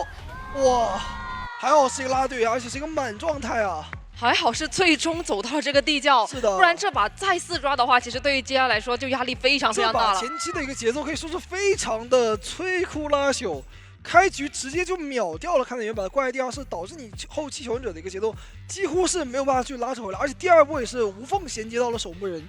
而且因为你守墓人那边其实是在下去之前，这个铲子已经被消耗光了，所以导致到后面是补充了一个怀表，但是闪现没有吃到的前提之下，守墓人迅速被续上第二波节奏。是的，是的，是的。但是好在于说后期呢，我医生跟拉队员他们两个的一个持续作战能力是很强的。你这个医生不挂，我也有机会点亮密码机走一个。你挂了之后呢，我拉队员他也能够去跟你博弈这个地窖。所以说，最终还是有这样的一个一线生机。是的，感觉 GW 的话，今天2位监管者打的都非常好。第一位是控场监管，第二位是追击监管，但是都打出来了他们自己的风采。对对对，那这一把的小谎言真的是把爱哭鬼这个角色的一个上限打出来嘛？只是说最后可惜了，差一点点。如果说当时他选择先去往甲门里面排一眼，把这个海明给排出来，前面就把拉到队员的一个道具给消耗掉，或者说打残他。他这把应该是能收获一个4抓。是的，因为那会儿的话，其实医生已经是上挂了嘛，所以地窖又在对角线，我觉得是比较难走的。对，其实就是他排耳鸣的时候是没有排到拉队员的位置，所以他是选择了防守，我先防守在那个地窖点附近。那这样的话，现在也是还是一个大劣势嘛，但是比起于说一个4抓，已经是稍微缓了一口气了。对，起码说现在我还能够去争一个3或者说4，我能把这个大分小分都翻回来。因为如果刚才拿到一个4的话，它是必4局，对吧？那现在的话，对于这样的监管者来讲呢，我还是有一个缓的，是的。但总而言之，现在就是不能接受保平嘛。对，感觉前面还是打的稍微有点问题吧，因为其实他们这把的话，我觉得小谎言他本身也是很聪明，他其实当时从2楼过去的时候，他看到拉点医生拉点拉到墓地里面嘛，他是选择了我绕一圈，还是要去找这个勘探员，因为前期勘探员是这个体系最好突破的位置。对，哎，其实感觉现在就像是什么呢？就像是这边自家的一个监管者在给求生者考试，说第一把我打一个4抓，那让你走一个，你能不能走？哎，他说我走了一个，我通过了，对吧？那我第2把。我拿3抓，哎，让你走2个，你能不能走？对，看一下下一局了。所以说现在对于 GW 来讲，他们那个求生者也是要面临一个，我说我要力保平局，可不可以？是的，那看一下这把的话是卡梦牵制69秒，零次是牵制了55秒，阿瑟牵制了28秒，磁铁是牵制了30秒。是的，那这边监管者也是命中了12次，然后击倒了6次啊。可以说，其实对于 GW 来讲，现在的优势是非常大的，因为哪怕说这局我真的没有说一个保平的机会，我走一个。那第一局依旧是一个6比3，而且第3局还能再回来选地图，所以说他们有很多的一个方法去处理。是的，甚至说这把如果求生者那边能够去保到一个平局，是能够尽快的终结的。因为其实我们像上一局的比赛也是能看到，前面虽然说是有优势，但是最后上半局的一个4抓已经把整个局打得有点难受了。对，所以如果说你能够尽快的去终结的话，又像GR这种这么有韧性的队伍，就抓住机会。他们其实现在就是优势很大，只需要稳住嘛，我平局就结束了，对吧？2比0。那如果说我被3了也没关系，我有大分优势，第3局还能打。那如果说我被4了，那大小分也只是全平，我第3局我还是能够有主动权，还是能够去争分。所以说这2队现在他们其实真的是优势非常大，只需要稳就行了。那对于 GR 来讲呢，你现在是必须要监管者站出来去发力，拿3或者去拿4。感觉年景的话，确实可能还是有一些压力吧，因为你其实，在第1局的时候已经是面临了比较相似的一个情况了。是的。然后到了第2局的时候，上来还是要冲着一个多抓去，而且这把的话还不能被保平。没错，没错。所以说，对于 GR 这边来讲嘛，就看一下监管者他的一个角色选择，以及说能不能在局势内找到一些机会嘛。因为我们知道永明这张地图是有说法的，对吧？其实感觉刚刚到最后还是挺有一个四抓面的，但是可惜就是他选择了过早的进行一个防守。是的，而且他因为当时是捏着一个传送的嘛，所以感觉还是有点太早的防守了。如果说能够去先在外围先找到这个拉拉队员，然后再回到这边那个地窖口，会机会更大嘛？对，而且你如果说坐车的话，也是有可能说提前等你的嘛。但如果不坐车的话，其实他也是有一个外围被拦截的说法。主要是爱酷鬼他的一个双刀没有那么稳定，他如果是其他的一个监管，对吧？我的一个双刀能力会稍微稳定一点的话会更好，因为他这个火的话随机性太强了。它不像说我可能别的监管我是主动控制我的一个技能是怎么样去使用的，它还要去看你火的一个位置跟求生的一个位置，你要必须3点一线才能够去命中。是的。不过整体看下来的话，我觉得今天也是给到我们很多的惊喜，就有种2个绝活监管者上来都是拿自己的绝活去完成一个真的全是绝活，什么聂西啊、鱼女啊、爱哭鬼，对吧？真的各种各样的一个绝活。就尤其今天的比赛连续打下来，每一位监管者上场的都拿出来绝活了，太精彩了。感觉这个 B 组的比赛真的是给到我们很多很多的惊喜。是的，是的。因为真的是能看到他们对于自己绝活的一个熟练度跟自信程度。你像刚刚那个阵容，你说爱哭鬼拿出来没有压力吗？其实他也不是，但是他找到了破局之法，就是去找这个勘探员。而且能够迅速把他击倒，放在地下室过来救人的话，其实你本身也是把铲子都交完了，而且是同时2个人过来的，因为他架的那个位置是架到中场的医生也没有办法继续破译，外围只有一个拉拉队员能够去修，所以导致后面你挂飞之后还有4台医闪要补。没错。今天的话确实打下来惊喜太多了，连续2场比赛看下来。对，看一下我们现场的一个应援，也是想让导播老师给年景一个神级镜头。是，感觉年景的话，他现在应该是压力比较大了。就算给到镜头的话，感觉他现在的确实就是，因为你毕竟要想办法去争3、争4嘛。主要去想的东西其实有点多了。对，不能像平常一样跟你嘻嘻哈哈的了，对吧？现在是，要想想自己怎么样去突破这个对手。而且今天 GW 状态真的非常好，他们的监管跟求生感觉就是对 GR 真的是做了非常足的一个功课。其实上一场感觉整体的表现也是非常不错的，而且像 GW 的他们求生也是比较擅长去打团的，尤其是到第2、第3局的时候。对，你说你第1局可能大家都是使用一个万金油的位置，撑死了就是补一个那种带点控制，或者是补一个 OB 位、古董商这种弓箭手这种，但是到了后面就不一样了，你该打的体系全都拿出来。对，什么画家、拉拉队员、医生、入殓师，全部都可以拿出来。是的，他们是非常敢于去尝试各种各样的一个新东西的，而且说也是效果能够去发挥出来。所以这一把的话，看一下 BP 也是先把佣兵跟医生给搬掉了，然后把年景的跛小羊给他搬掉。因为年景的羊都还是比较权威的嘛。这一局永眠阵喧嚣有没有角度呢？直接选了一个幻灯跟古董。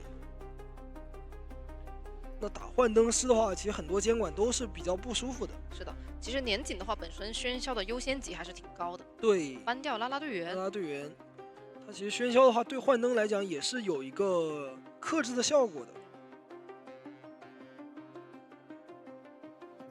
守墓人点出来，因为第1局拿了大副嘛。那其实有幻灯有守墓的话，这个喧嚣感觉是真有说法。第4手搬掉了气象，求者保平的话，可以再补一个化险为夷的位置。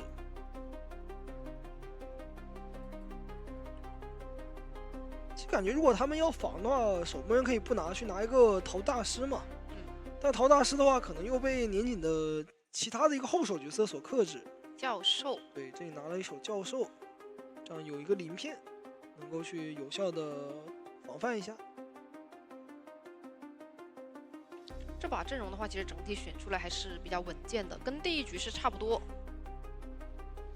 万金油，然后稳就位，再加一个 OB 位。是的。毕竟现在其实对于 GW 来说还是一个有优势的。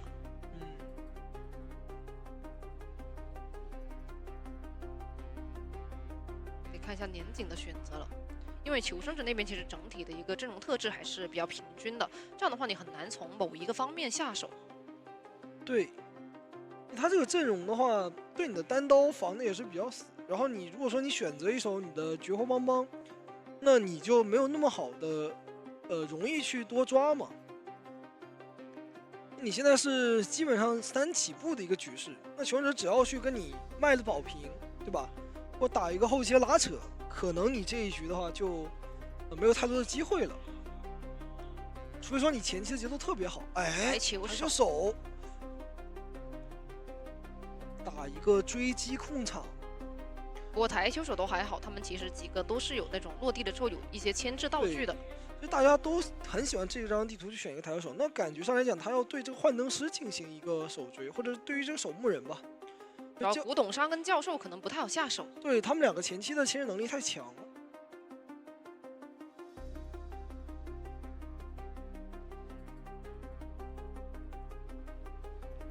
现在的话，看看这个抬手能不能在永眠镇去发出来应有的一个效果。就在我追击快的一个同时，去通过自己的一个纠点封锁住这个密码机，然后再配合自己的一个手椅。去选择的话是墓地外面的古董商、幻灯师、中场的守墓人以及独栋前面的教授。是的。看一下有没有说法了，因为之前的话，其实年锦是比较少在比赛上面去打台球手的。这觉得他其实玩的不多。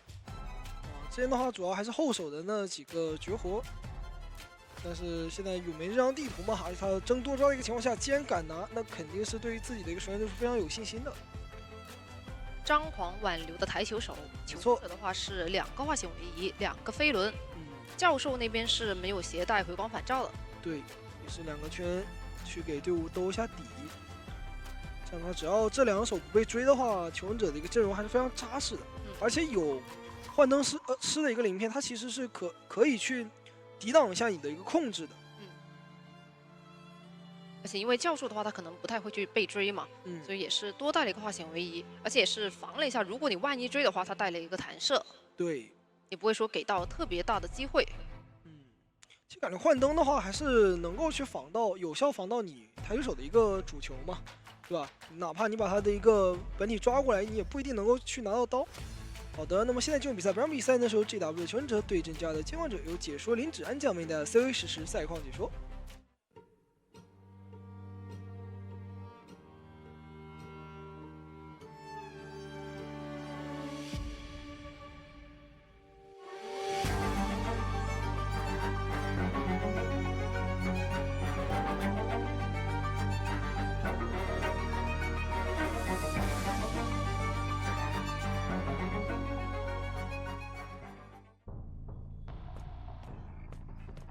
来，年锦这边，他是选择往中场先去管一下这边的一个守墓，把中场的一个密码机给驱赶。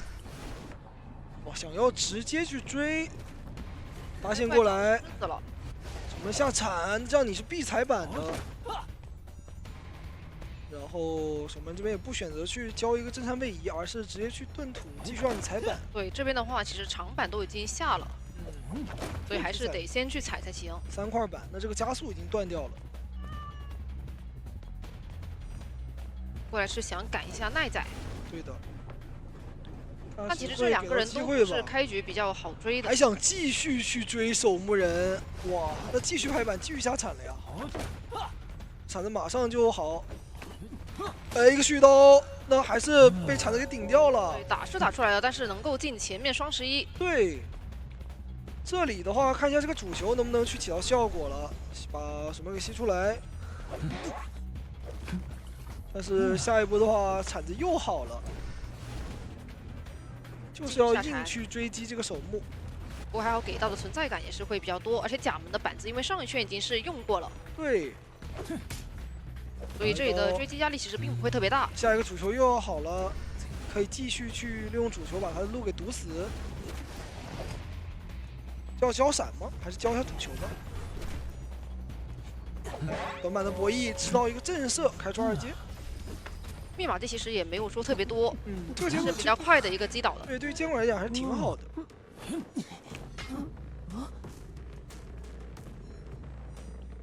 看看一下球人的一个救人吧，因为他这个守门人被追的话是吞了一个化险为夷嘛，而且的话你是没有一个先见天赋能够拉开的。守门人的话，他交完铲子的话就没有什么26的空间了。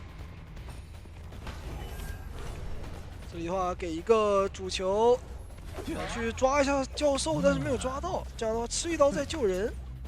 不过守门人那边可能还是比较难去拖了。选择交闪现打一波双倒啊！这样的话呢，这个密码机肯定是不够了。而且守门人很难26，对，因为你考虑到守门人那边没道具了，所以这波其实你打到教授之后，守门人也跑不远，也牵制不动。对，那这样的话，他的一个节奏是非常好的，而且还能干扰一下远端密码机。而且这波因为给了一波双倒，所以你还是得有人过来卡着，并不能说把这个守门人直接卖掉。那这边的一个争胜面，这不就来了吗？密码机现在只有一个人在破亿。第二波的话，你又没有一个化险为夷，你必须要去救人，然后去陪跑。看一下古董商的操作了，能不能把这个节奏给打回来？先吃一刀，直接2棍3棍，哇！但是还好，这样的话自己变成球形态还能去跟上守墓。是的，教授的话是交出来了绝处逢生。这能调一波吗？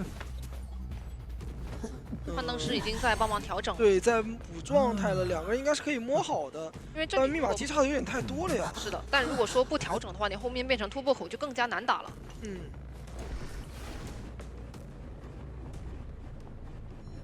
你想要过来去看一找下第二手节奏的一个衔接，找到磊磊。这个地方的话没有第一交灯片，这个灯不好交。飞轮，但是被絮刀给骗到了。那他有点难牵制了呀。是的，这样的话，其实你整个局势都是冲着一个多抓去了，因为这把其实密码机现在还不够。再过来，这个灯片一交，很危险的一个板区，把这一密码机顺便封住，边追击边控场。哇，把人再给抓进来，没办法，这一刀带走。那现在密码机是真的不够了。因为你有人续上节奏没有牵制起来的话，有人得过来卡着。对的，现在这把的话，你想要去保平走一就会比较困难了，因为这个密码机它随时都可以控，而且的话你也没有化险为夷去拖时间，再加上古董商是一个半状态，压力都给到这边的一个守墓人教授。教授这波救完的话，其实也没有化险为夷了。对的。再给主球，再推，骗一下鳞片抓过来。等你出来的时候，我再去打，没有任何交道具的一个说法。还是被压在了 S 板的这台密码机，然后这波还是想要先去管一下。是的，这一手抬手确实把效果打出来了呀。然后后面续节奏上面还是续的比较舒服的。是的，他第二波去追这个幻灯师的一个速度也是比较快，而第一波抓这个守门人是打出了一个优势的。剩下3台密码机其实稍微有一点近。一台中场，然后甲门跟 S 板的。主要你现在这个人也不好救，而且这个密码机你修中场的话会一直被回退，加上可以用主球去干扰。如果实在不行的话，我也可以选择放弃手椅，过来直接抓你一个修机的人。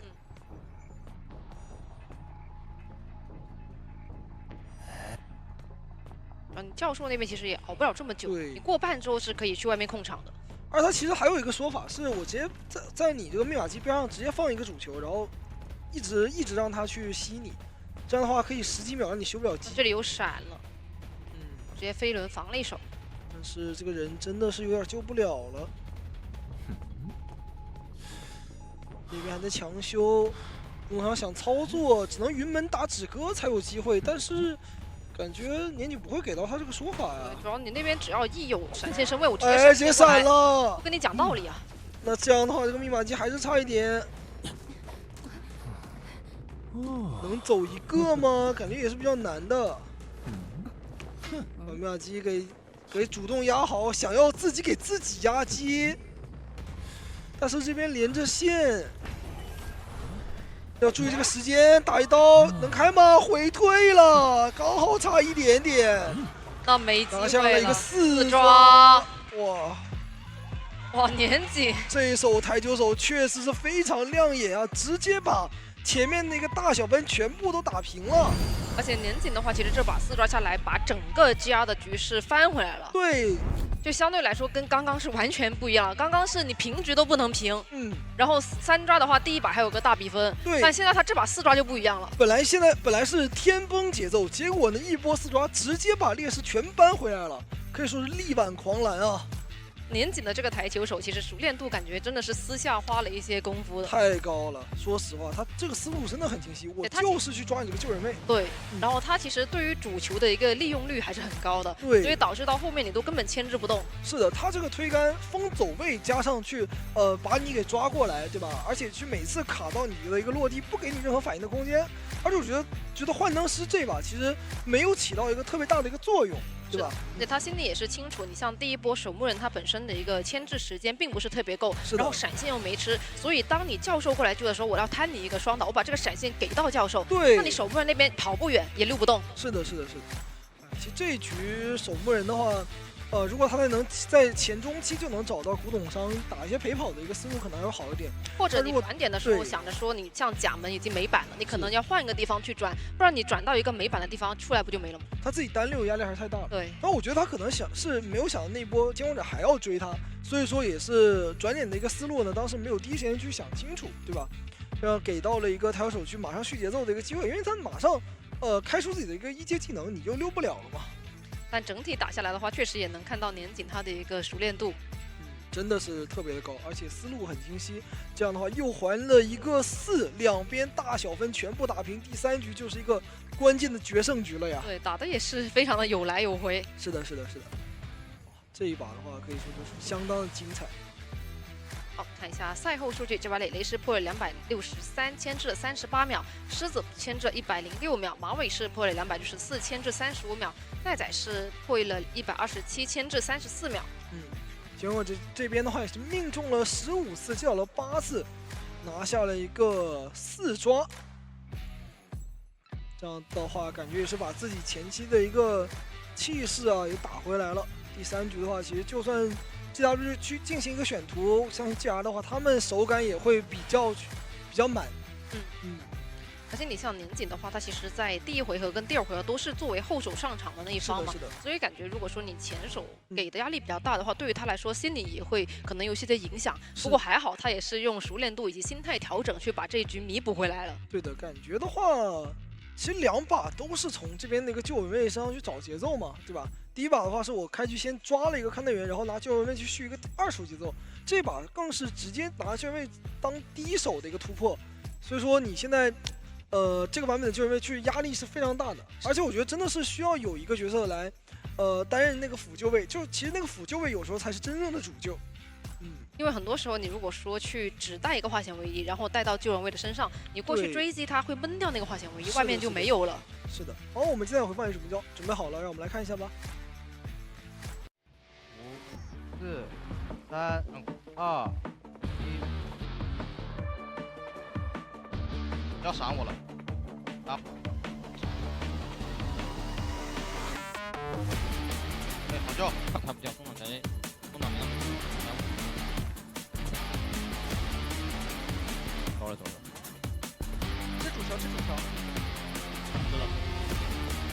还有闪吗？还有不先救闪。来主球，好走。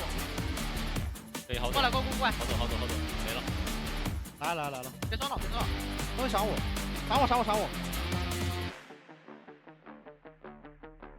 别救！够不够？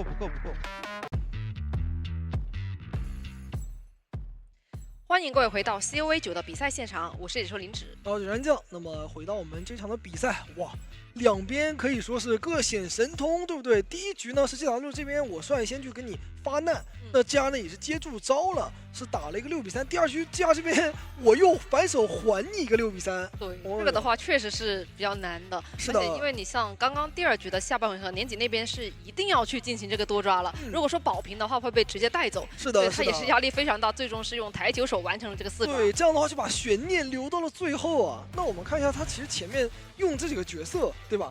还是给到后面留了很多的一个准备的，还有很多天王角色没有去选。是，那看一下第3局的选图是 GR 这边搬掉了圣心医院，没错，然后直接拿出胡景村，我也是要跟你搏一搏了，这把就是看我们监管者谁能去争3，谁能去争4。对，而且很有意思的是，GR 这边他们搬图的时候搬到的是求生者去好打的地图，对。但是 GW 选图是选了监管者好打的地图。对，其实真的就是最后狭路相逢勇者胜了啊！高手都所见略同了，我们就是要拼一拼监管者谁的这样的一个操作更硬，谁的求生者能扛住压，对吧？因为你看前面2手，一边是台球手，一边是这个爱哭鬼，而第一局呢，也就是用了一个歌剧跟艾维嘛。所以说留到第3手还是有什么喧嚣、跛脚羊这些角色给到你搬位，对吧？对，你该搬的还是得在那个回合给他搬。对，那我还是有后手的很多角色去选，而且这个图杂货商也厉害，对吧？那他们后手的一些监管，你比如说蜡像师啊、邦邦啊，其实也有很多的发挥空间。是的，其实到第3局的话，真的就是一个硬实力的比拼。因为你现在其实，在比分上面拉不开差距的话，你很难说有一个优势 BP 或者是劣势 BP。对，它就是站在同一个起跑线上的。是的，是的，是的。现在双方是真的是重回同一起跑线。我要去打一个一局决胜的感觉，对吧？确实打得特别的精彩，而且你像刚刚第2局的上半回合，小谎言的那把爱哭鬼也是很有机会去完成一个4抓的。确实，那当时如果说能够先找拉队员的话，可能就直接拿下一个4抓，那队伍的压力可能就会更小一些了。而且阵容上面，因为他们剩下来最后2个人，一个是医生，一个是拉拉队员，其实这里也是有一个博弈的说法的，因为医生他本来起来的时间太快了。是的，好，那先看一段采访，奈在这边谈论一下加入职业队之后的变化，以及对目前分组情况的看法。以前就是因为是民间队嘛，那时候更多的是跟朋友一起来广州玩，基本上就是现在玩一玩。到职业的话，更多的是想打出属于自己的成绩，差不多。其实这个分组其实就跟我去年差不多，也是打完一个队伍之后，直接就跟 GR 打上了。其实对我来说，走的每一步都算数吧，也算是对我自己一个成长的见证吧。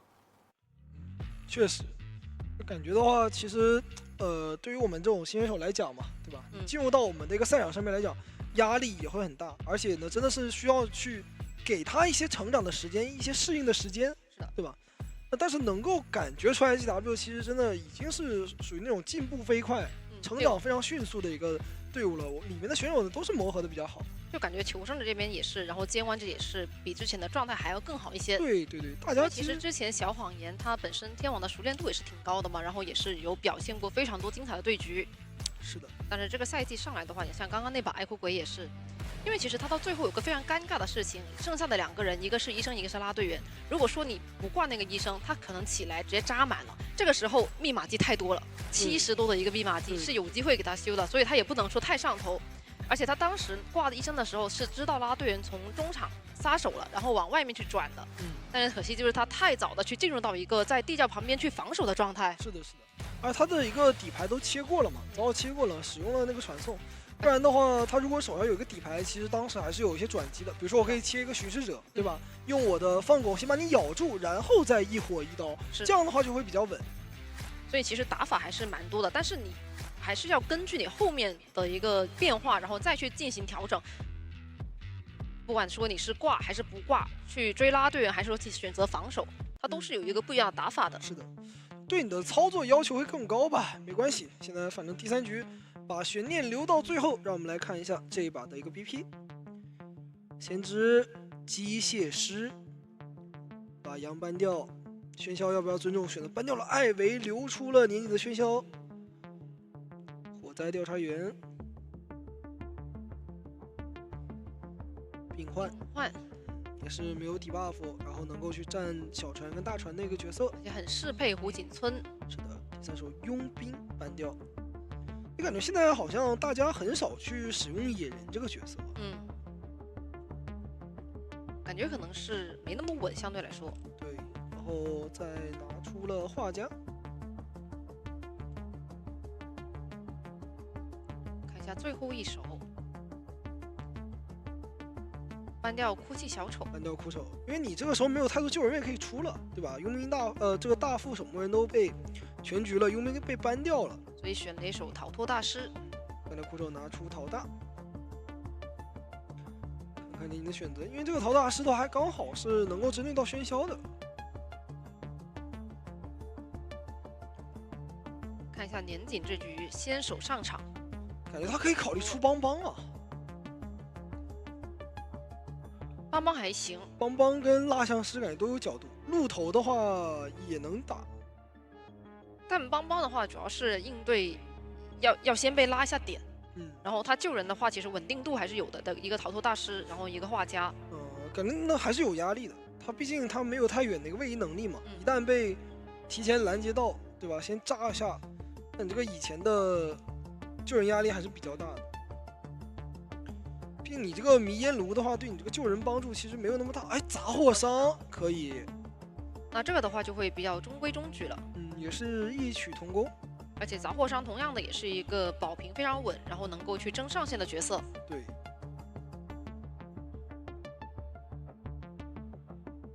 主要是湖景村的杂货商非常的强势啊，这张地图就本来就是属于他的一个优势地图。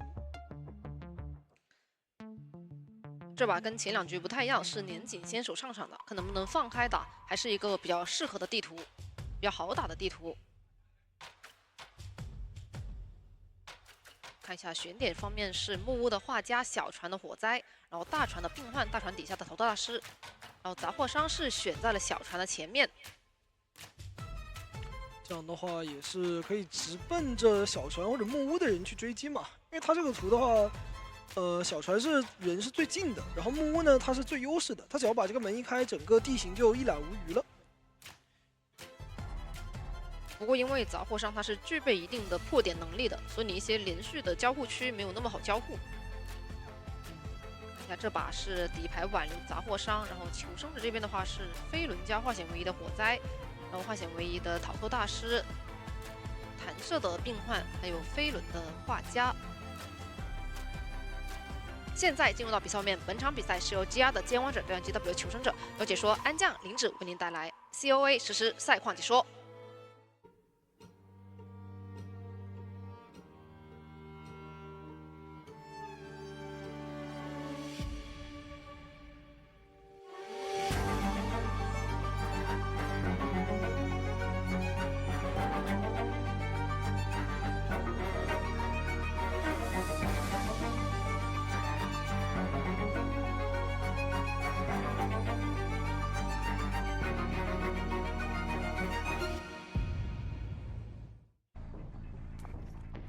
看一下，这边是先给一个藤蔓，但没有选择往木屋走，而是回头直奔着船下的救人位来了。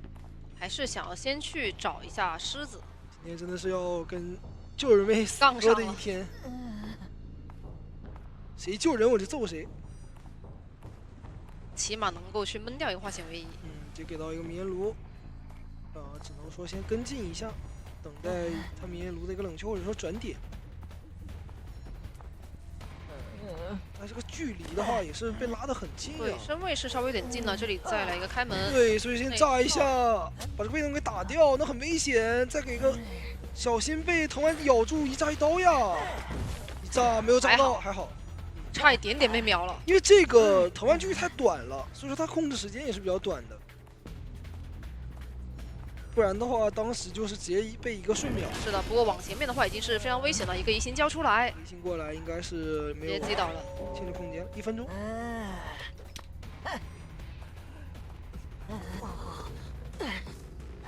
老大师他的一个个人自保能力还是没有那么强。对，这也是为什么很多监管者上来会去试一下的原因。但他挂这个椅子的话，可以把这个给挪走吧。挪到海边，或者说上大船。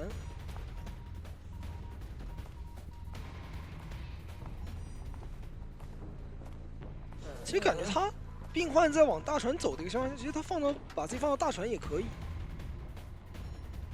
但可能不想干扰一下大船的密码机吧。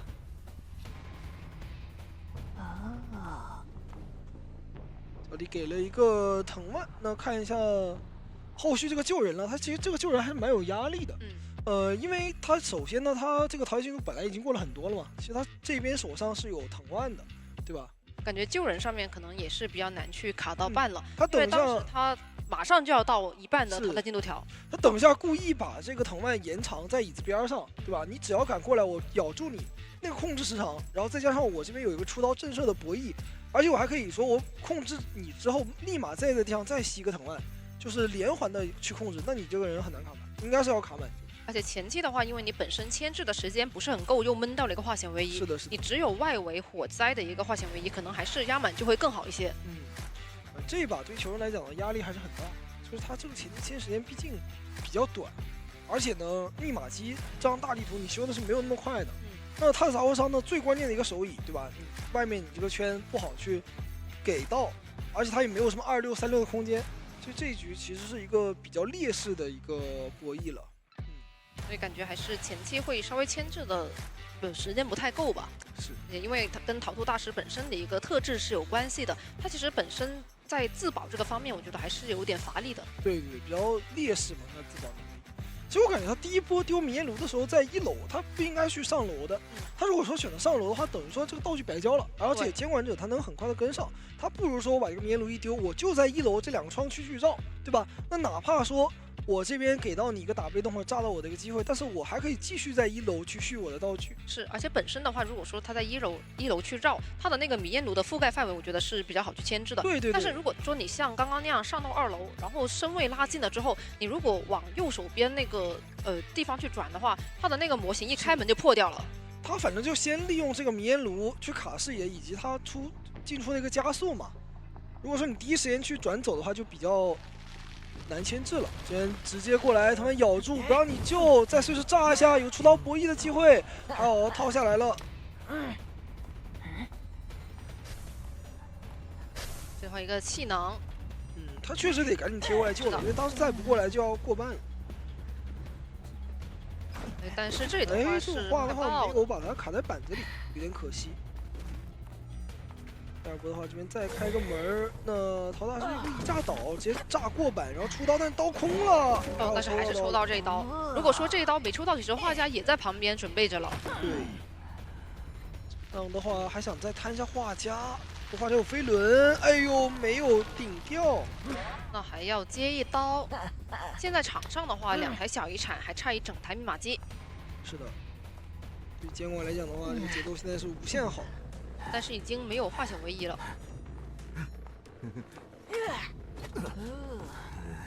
第二波的救人的话，你现在只能让病患来嘛。但是他这个密码机的话，点亮之后再过来，其实也是有一定压力。而且如果说被打的针对，剩下2个人都很危险。不过还好他能抬钩过来。看一下这一波的一个救人博弈吧。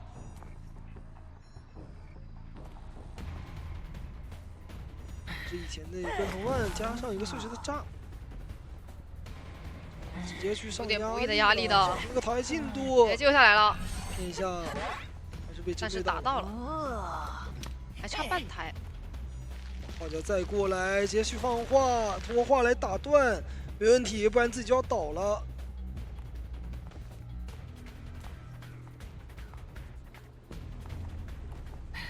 所以可以先把逃脱大师进行一个减员。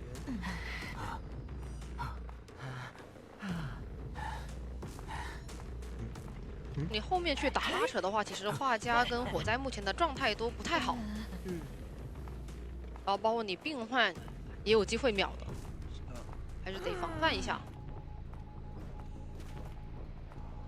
再开个门。如果说你这波病患倒了的话，其实外面是完全没有办法救援的。是的。藤蔓飞走。一勾锁飞走，藤蔓跟上，哇，这也咬住了，那有一个1+1刀机会，秒了吗？没打到，哇，很极限。开门过去，这个短位置把狗头赶紧交出来，但是非常快，不远还在脸上，哇，这个是真的紧张了。但这里其实已经算是非常好，不然他刚刚那个碎石已经要倒了。是的，这边再走位扭一个碎石，但是还是击倒了，我们俩基本上能压好，现在赶紧把这个人给牵起来，现在还有一个多大的机会，斗智斗勇啊。压是压好，但是他有一个护腕和一个飞轮，他有机会把这个人先掏下来，就看他先看一下连击，护腕躲下，吸下脸上的藤蔓，直接飞轮冲，但是还被咬住，先持刀再救，没关系，人能救下来。这的话是已知画家那边肯定是会被快速击倒的，所以选择先去找一下磊磊，想给一个先击倒画家，然后再回头去处理这边病患的一个节奏。因为2个人的话，病患是已知交过2个钩爪，还有一个，但是画家是当你面保护腕交了的，这把大概率还是能够去进行一个3抓啊。是的，现在移形的话，他大概也是知道你跑不远。没错，直接往中场这边来锁，而画下是一个1挂低脚，他是走不了的。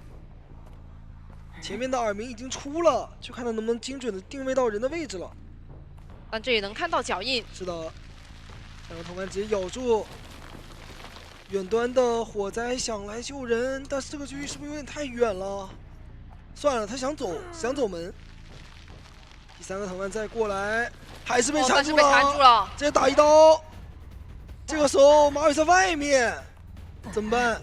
但如果选择挂的话，感觉马尾就可以走了。是，应该还是要冲门了，因为这波的话不可能再回头。你想要防一手，你救人也是不会去把技能交给小门的。是的，因为你刚刚在追击病患的时候没有交技能，你现在就有一个回去的说法。咬下的还是一个3抓，哇，依旧给对手上压力啊。今天年锦的发挥也是持续在线啊。对，不管是说后手上场还是说先手上场，都是能够去完成一个多抓的。对，他等于是场均3.3，对吧？现在打了3把。没有一把说是低于3抓的。对，感觉这个的话也是个人能力的一个体现，而且年锦的话，他也是大概知道求生者的一个打法，所以他第2局跟第3局都是选择上来，我先去追一下救人位，然后闷到你一个化险为之后，后面你打运营密码机会不够。是，哇，这一把的话可以说是也是打得比较精彩了。他前面的一个追击嘛，也是快速拿到节奏，而且呢，在中期的一个拉扯，把你求生者的一个状态给控残之后，那我的思路就很清晰了，对吧？打你一个拦截，开门战的时候呢，我先处理外围的画家，然后我再过来去管到你后面的一个病患。因为画家他其实这把的道具被消耗的其实是很难受的，没有起到一个特别关键的一个作用。是的，而且其实他那波我觉得也是放话的时候，如果能够把金王者卡到那个板子，可能会稍微好一点点。是的，就能够再去拖一点时间，看一下桃豆大师那边能不能转走。但是因为你前期的迷烟炉交完之后，你可能如果没有队友陪跑，你自己是比较难去进行一个单人牵制的。对。来看一下这把的赛后数据啊，那这边监管者也是命中了11次，然后击倒了7次。你看桃大师他这个总体的牵制时间虽然说是有82秒，但是呢，因为你作为一个救人位嘛，对吧？所以你后续整个的运营节奏没有你这个化险为夷还是比较难打。是的，加上他第一波其实被挂了之后，马尾那边是在附近准备救援嘛，然后磊磊也是过来了想陪跑，所以外围是只有一个病患在破译的。那你这个地方密码机会稍微有一点点断档。但是为了保证桃豆大师那边能够去进行多拖一点时间的牵制，所以就只能这么做。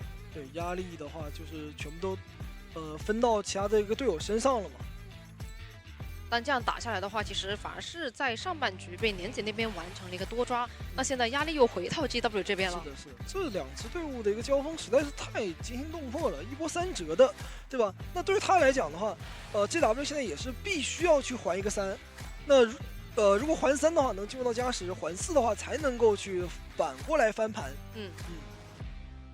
这就看一下后面的一个打法吧，因为感觉他们也是一直有在调整，就你通过不同的比分，然后再去进行一个调整的阵容。是。今天的话是比较一念神魔啊，对吧？一直在这种两边的一个你优势我优势之间进行一个徘徊。看看哪边的求生者先顶起来吧，对吧？因为一旦有求生者能够先去发挥，先去把这个平局给保到，那就等于说终结比赛了。是的，然后你像年锦那边，因为是先完成了一个多抓，那现在对于 GR 求生者来说，总是可以打体系了吧？现在也是一个考试，对吧？能不能去保平？但他因为也是有很多可以拿出来体系去进行保平嘛，你像胡锦村入殓师或者是速修，都是可以考虑的。是的。所以说，现在也是把难题去丢给 GW。但是我觉得他们从角色上来讲嘛，其实还是有优势的，对吧？因为我前面第2局我是用了一个爱哭鬼，那第1局的艾维呢，其实在这张地图其实我也可以接受，对吧？因为你还是要把杨哥给去进班掉，那我的后手呢，其实能够去发挥的空间还是比较大的。包括说我起码也可以掏一个杂货商嘛，对吧？现在的话，角色是有的，就看求生者他们那个阵容能不能去找到一个突破口吧。熟练度也是有的，是。能不能再来一个意外之喜？这胡锦村对吧？我8掏一个噩梦，掏一个小丑。如果说你前期有练过这个，确实也可以，是真可以，对吧？因为他毕竟这个角色他上限摆在那里，这种时候就是该掏一些可能你没有防备到的角色出来了。对，也就打乱你的阵脚。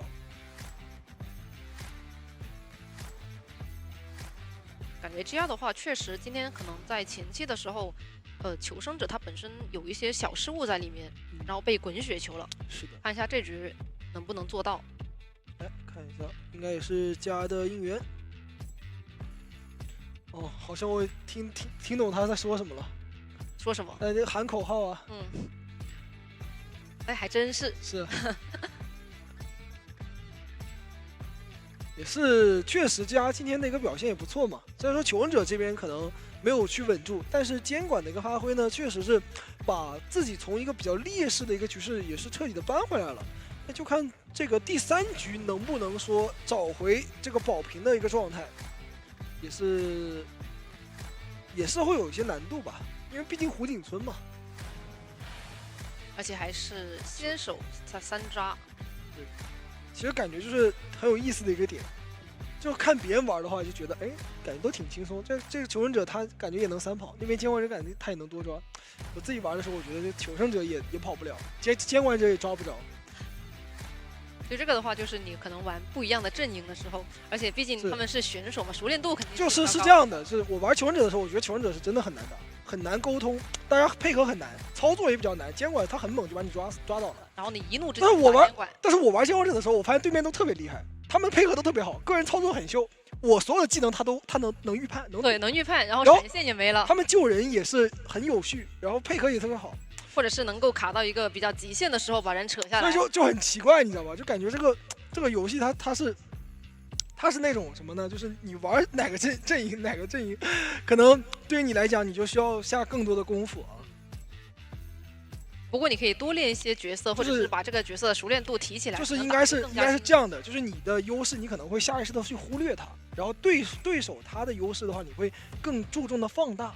所以说是这样。但有时候我就在反思，我说不对呀，因为我每天我自己玩的时候，我就感觉对面特别强，然后我换过来呢，对面还是强。哎呀，真的是给我气的我2天合不上眼。我有时候就想这个问题。你现在不是都气的单排了吗？就是我也不是气的单排，我是体验，我是感受，我是学习，这是一种修行。那你可以去修行一下单排，或者是双排，或者是3轮车，然后4黑，最后每个位置都试一下。最后每天就是打完排位之后，我那个椅子上面都在发光，你知道吗？对，我以为剩下一堆灰了呢。不是，反正就看一下这局吧，因为我感觉小谎言的话，确实现在也是面临着一个要去3抓的压力的。对。在前面的话，他可能也是因为自己那把是一个非常好去4抓的局，最后是变成了一个3抓嘛，对于他来说，可能心态上面也会有一点影响。得去赶紧调整一下，因为马上就还要打下一局嘛。好，看一下这局的 BP，直接是搬掉了先知跟幻灯啊，然后这边求生者也是按掉了跛脚猿割据，没有问题，常规的一个思路。这把的话要保平，其实可以考虑一下入殓师这样的一个角色。先来手大副加弓箭手，哇，强势。上点压力吧，每局都去拿一个 OB 位，对，但这局他是先抢的，搬幸运儿，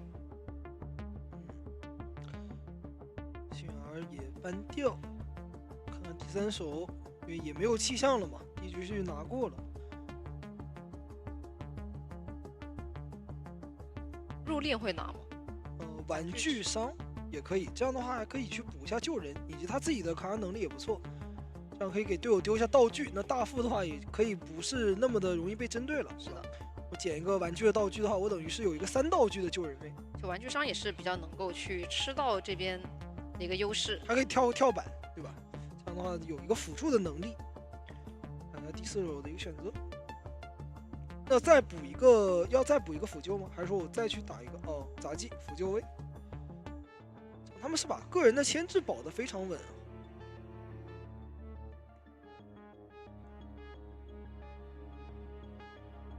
但整体还是选择比较全面一些的，因为你该拿的一些万金油，然后软辅、OB 稳救，是的，这个也是比较适合 GR 他们常用的一些体系的。对，看小谎言他的监管选择吧，其实这个阵容求生者的话，他们的个人牵制能力是很强，然后有弓箭手去作为一个中间的保护的一个位置。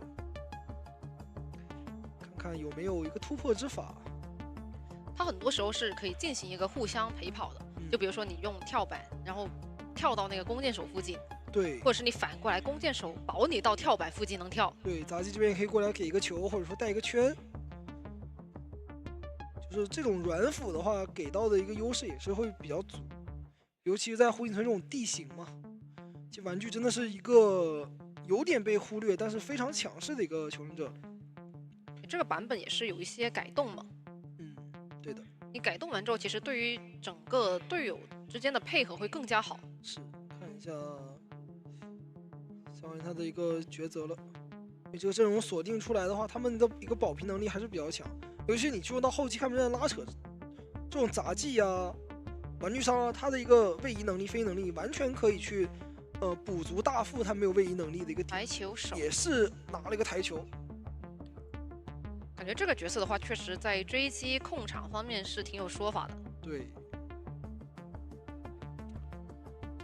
而且他能够去有一个4抓的上限，就是看你能不能把它打出来。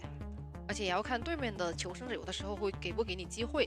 但台球打这个阵容，其实他的一个节奏点不多，对吧？因为这些求生者他的一个位移能力都比较强，3个求生者都有位移。那我这个大副的话，我是可以去借玩具的位移的呀。是的，看一下区域选择：大船玩具商、大门的大副、小木屋的杂技以及小船的弓箭手。对，就理性分析下，感觉这个大副最好追。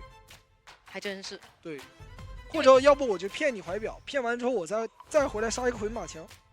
因为你像弓箭手、杂技，感觉这2个点可能不太好去追击。是的。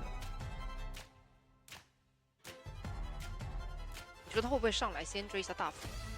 我觉得可以，因为你弓箭手的话，本身是对我他说有个克制嘛，玩具跟杂技这2个角色更不用多说，对吧？我要追的话，需要花费大量的时间，而且不一定起效果。一旦玩具上进入第2个循环。或者说杂技它的一个跳球能够规避掉我的一个加速刀，然后我进入到板区，你都追不到。这把是杂技多带了一个化险为夷，然后没有带回光返照。是的。好的，那么现在进入比赛，本场比赛呢是由 GR 战队求生者对阵教监管者，由解说林芷安酱为的 COA 实时赛况解说。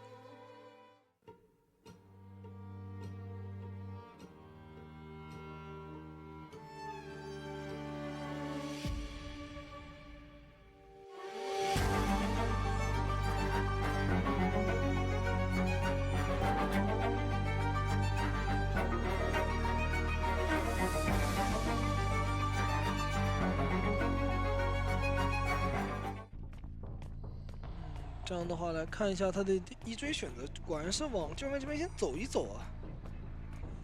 大副的话也是完全不敢修，直接从后面反绕一手。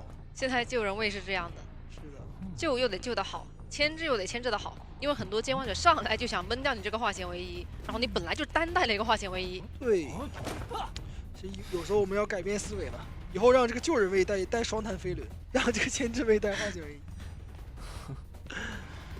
也未尝不可，那你可能得在比赛里面才能这样。对对，他们其实之前就有什么木偶师，我带个弹射，然后让魔术师带个唇帛，对，或者教授带个唇帛。不过这边想来海侧去找一下卡梦，对，直接远端过来去反追一下杂技，但杂技的话还是比较难追的。这个白球跳出窗，而且你还不敢翻，哇，老奶奶翻窗来了，还是得硬吃。对。这样的话再跳出来。管子一拍的话，闪现是好了，有个闪开机会。是的，也是很果断啊。张皇去开出自己的一个一阶技能，这样主球可以封住交互点，让杂技没有那么舒服。直接反走，然后这样再跳，有没有一个主球抓的机会？没有来得及。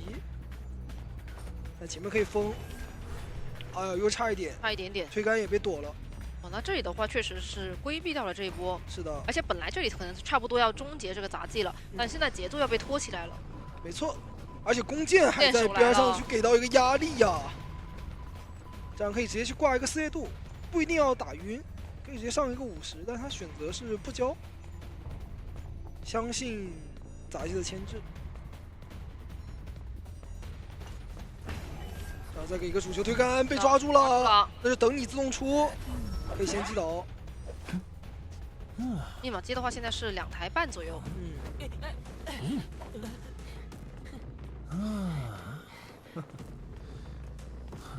但同样的是抓到了一个有化险为夷的人，那你这把的话，其实外面就只有大副的一个。看一下这个救人之后的一个26跟陪跑吧，因为现在弓箭手他毕竟道具还没有交过嘛，而且你的闪现是已经明牌出了，所以说对于他的一个 OB 来讲的话是非常优势的。把人给抓远，这样的话其实好像弓箭手是故意过来接这个主球的。大副也来了，其实帮我位移一下，说是这样扛到了。那有点坏呀。对，磁铁这边其实还是有机会的。对，让大副回去补密码机，而且这里的话，一个跳球拉开距离，这个推杆不好推了，想封锁前面的板区。弓箭手的话一直在后面跟着，但这里的话还是能击倒了。就是看一下磁铁这波怎么帮。河床 OB 开始架狙了，现在这个位置很难去直接把这个人挂上。手上磁铁还有飞轮。对。这里是比较难去处理到这个满状态，他有后跳呢，飞轮的，对吧？并弩后跳，直接放一个香水，哎，但这样的话，他的弓要进入到 CD 啊。是，因为他本身是有一个数秒的 CD 的机制，他可以先交飞轮或者先交并弩后跳，然后拖这个时间啊。反而是给到了去直接签杂技的说法了。他这波其实是不应该这样打，他这样打的话，技能拖好了，等下2挂，就是挂飞的时候，他可能就没有那么好 OB 了。他这一波是最好 OB 的时候。而且容错也是够高的嘛。对，尤其是刚才监管者还把自己的一个主球给打掉了，但稍微给了一点点机会，没有抓住这个最好的一个时间。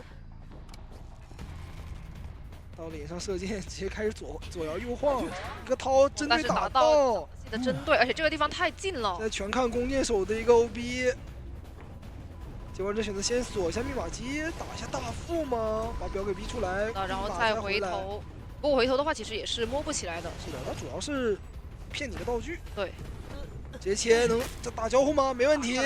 杂技赶紧跳球拉走，有闪现。这个点的话能给个50，交飞轮不想吃到，那可以直接闪现收。现在这个弓的一个冷却还有5秒钟，不过上这个撕裂度是要消的，必须要罚站一会儿。但这样的话能稍微再拖一下磁铁的 CD。这个弓箭能过来再射一下，打下来了，扛到这刀关键的一刀，没扛到。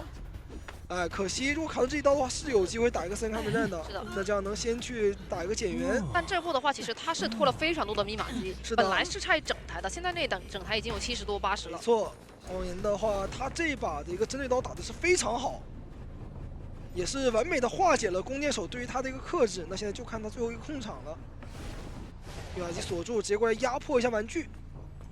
哇，这个板子感觉得踩。先不着急嘛，退一会儿你密码机。但是外面的话，其实状态也还算是比较不错的。而且这边已经让大副去兴起了。3台离得也是比较远的。对，他主要是大船底，他这个击球点也不多，现在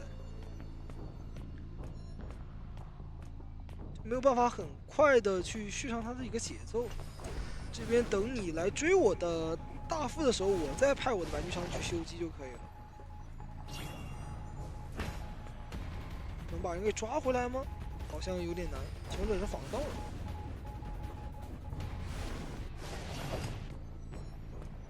但大船底的那台是被磨的挺多的。对你这边只要走，我的人就撒手，然后脸上的人再回来去修机。而且你一来一回的话，其实每一波可能都能磨挺多密码机的。它就是你毕竟有一个比较远的赶路距离，就是打一个拉扯。因为你现在的话，你没有那么多足够的击球点，你是不能大门跟小门之间来回穿梭的。然后已经是提前很久就上了大船2楼，所以并没有去找到他的机会。而且你看他这根线的话，也是第二时间赶紧去补上一个下一个回退的线。总之，现在求生的话打法是非常稳健的。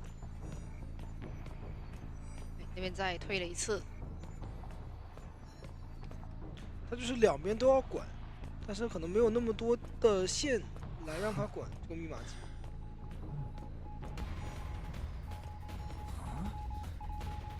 小夏已经来到了一个90的进度，马上要压好了，打一个主球，也是被成功的躲掉。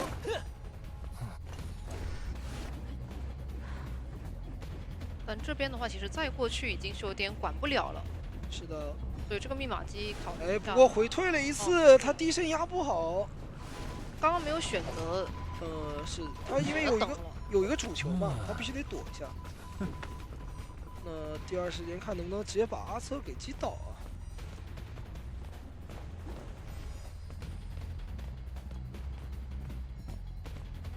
我玩具上的大船还是比较权威的，真的很难去追到。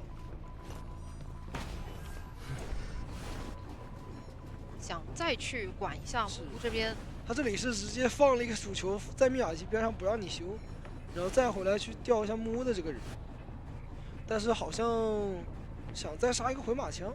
主要两边其实都有一点点多了，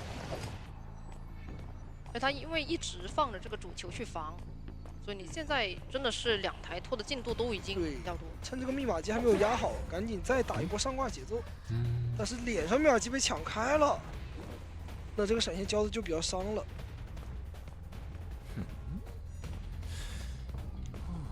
现在小门市已经有20多的进度。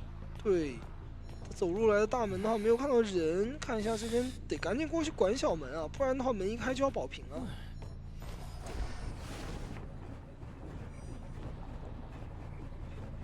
这边小门的话是直接被点开了，而且阿策也在往大门赶。等小演员过去的时候，门开了，他也处理不了这个大副呀。不是，那边是弓箭手，对，然后大副在中间。但是大副这边其实没关系的呀，是他有一个魔术棒，还可以再牵制一会儿，然后去拖玩具商的一个点门的时间。再跳出来，甚至都要直接冲门了，感觉不对劲啊！有点太远了，甚至于说有一个3跑的一个说法了。我3跑的话，地窖是在大船底。这把虽然说平局跟3跑的一个是一样的，那监管这边的话好像确实找不到一个多抓的节奏。那能到门的话，其实玩具商那边是能直接飞过来拿下一个3跑，那也是恭喜我们的JR。最终也是稳住了自己在第3把的一个优势啊，拿到了最终的一个胜利。虽然说一开始他们是陷入了劣势，但是后面是翻回来了。是的，他们其实真的是，我觉得前期真的很靠监管的一个发力吧，状态太好了，2把的一个多抓，对吧？1把3抓，1把4抓，直接把大小分全扳平。第3把呢，依旧是一个稳定发挥，再把压力丢给对手，而求生者这个时候呢，就可以依靠监管去创造这个优势。来去滚这个雪球，是的，去慢慢跟你去保平打。是的，是的，是的。然后你像刚刚开门战的时候，因为台球手他也是没有底牌的嘛，所以你开门战前还把这个闪现交了之后，就导致你到开门战的时候完全没有办法去迅速终结。那你木屋那边小门是很快的点开了，那你只需要去管一下，看一下大船跟小船的那个人怎么拉扯就行了。对，其实这6今天我觉得他们监管者的发挥也是非常出色的，对吧？前面呢也是一直在为队伍争分，然后创造一个很大的比分，但可惜就是求生者在前2局在已有优势的情况下没有说去稳住，对吧？如果说我前面能够去少被抓一个，或者说我第1局里面可能是一个7比2啊，或者第2局里面我能够直接去把这个比分打成一个4比4呀，他都不会有那么大的压力。是，对对对，就比较可惜了。而且可能还是在前期的时候，我觉得是 GW 这边本来是发挥的非常好的，但是他们可能到了第3局的时候，磨合是稍微出了一点点问题。是的，是的。然后整体的牵制时间，因为是第2局追的救人位，然后第3局也是嘛，所以可能在牵制时间上面，如果能够再拖长一点，会更好打。对，可能角色上来讲，他就没有那么多的去给到他一个增色嘛。因为第1局的话，我是有一个绝活，对吧？绝活外围，然后第2把也是自己的一个绝活。那第3把的时候，你可能这个时候你再去上一些。这个台球手什么的，你没有那么容易的去多抓，而且其实2把台球手它的环境真的不一样。就是湖景村这种大地图，虽然说你也好追击，但是你控场太远了。这个密码机跟密码机之间，它是可以选择修一个对角线的。就像刚刚大船底跟木屋最后的那一台。对，但如果说他去打一个永眠阵，对吧？他这个台球手，他因为这个密码机很近，他随时随地他都可以去干扰。我在墓地门，我就能干扰到你独栋的一个密码机，所以说你这个求生者密码机是很难去破开的。是的，那这把磁铁的话也是牵制了112秒，然后小谎言是命中了9次，击倒6次，最终求生者那边拿到了一个3跑。是的，是的。所以说这一把的话呢，打下来还是我觉得这 GW 这边挺可惜的吧，但是也确实是 GR 他们的状态会更加的出色一点。但是打得非常的有来有回，而且前面的话也是让我们看到了像GW 的监管者、绝活的艾维、绝活的爱哭鬼，我们都是看到了，真的很精彩。这个2把的一个表现太亮眼了，对吧？我相信他们今天打完这场之后，后面队伍也都会去防他的这样的一个艾维跟爱哭鬼，真不敢不防了呀。压力其实也是留给了后面的一个队伍嘛。这同样 GR 也是等于说我再拿到一局的一个胜利，奔着我们后面的一个名额也是越来越接近了。同样的，你现在因为也是看到年仅台球手的一个熟练度，可能之后的队伍也要去小心谨慎的去防到这个台球手了。就感觉现在年仅的一个角色池就越来越难防了，对吧？像版本的这几个角色以及他自己的全部都有，绝活邦邦，还有现在一个台球手，或者是他的一手鹿头，其实都是在线的。因为像年仅本身也是能够顶着这个版本去打喧嚣。是的，那我们今天的回放也准备好了，让我们来看一下吧。第4个还有5、4、能给谁刀吗？2。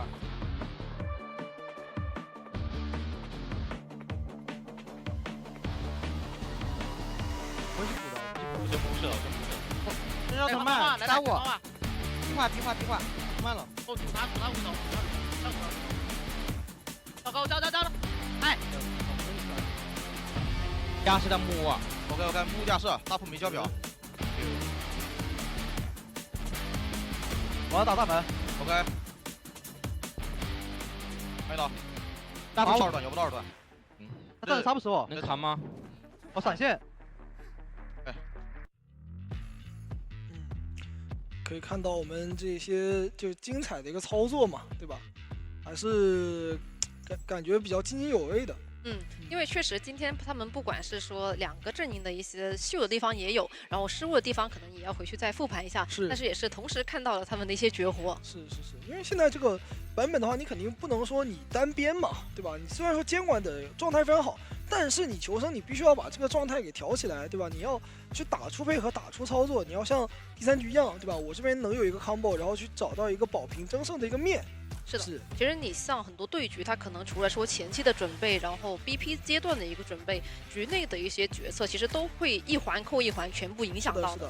好，来看一下我们本场比赛的最佳演绎。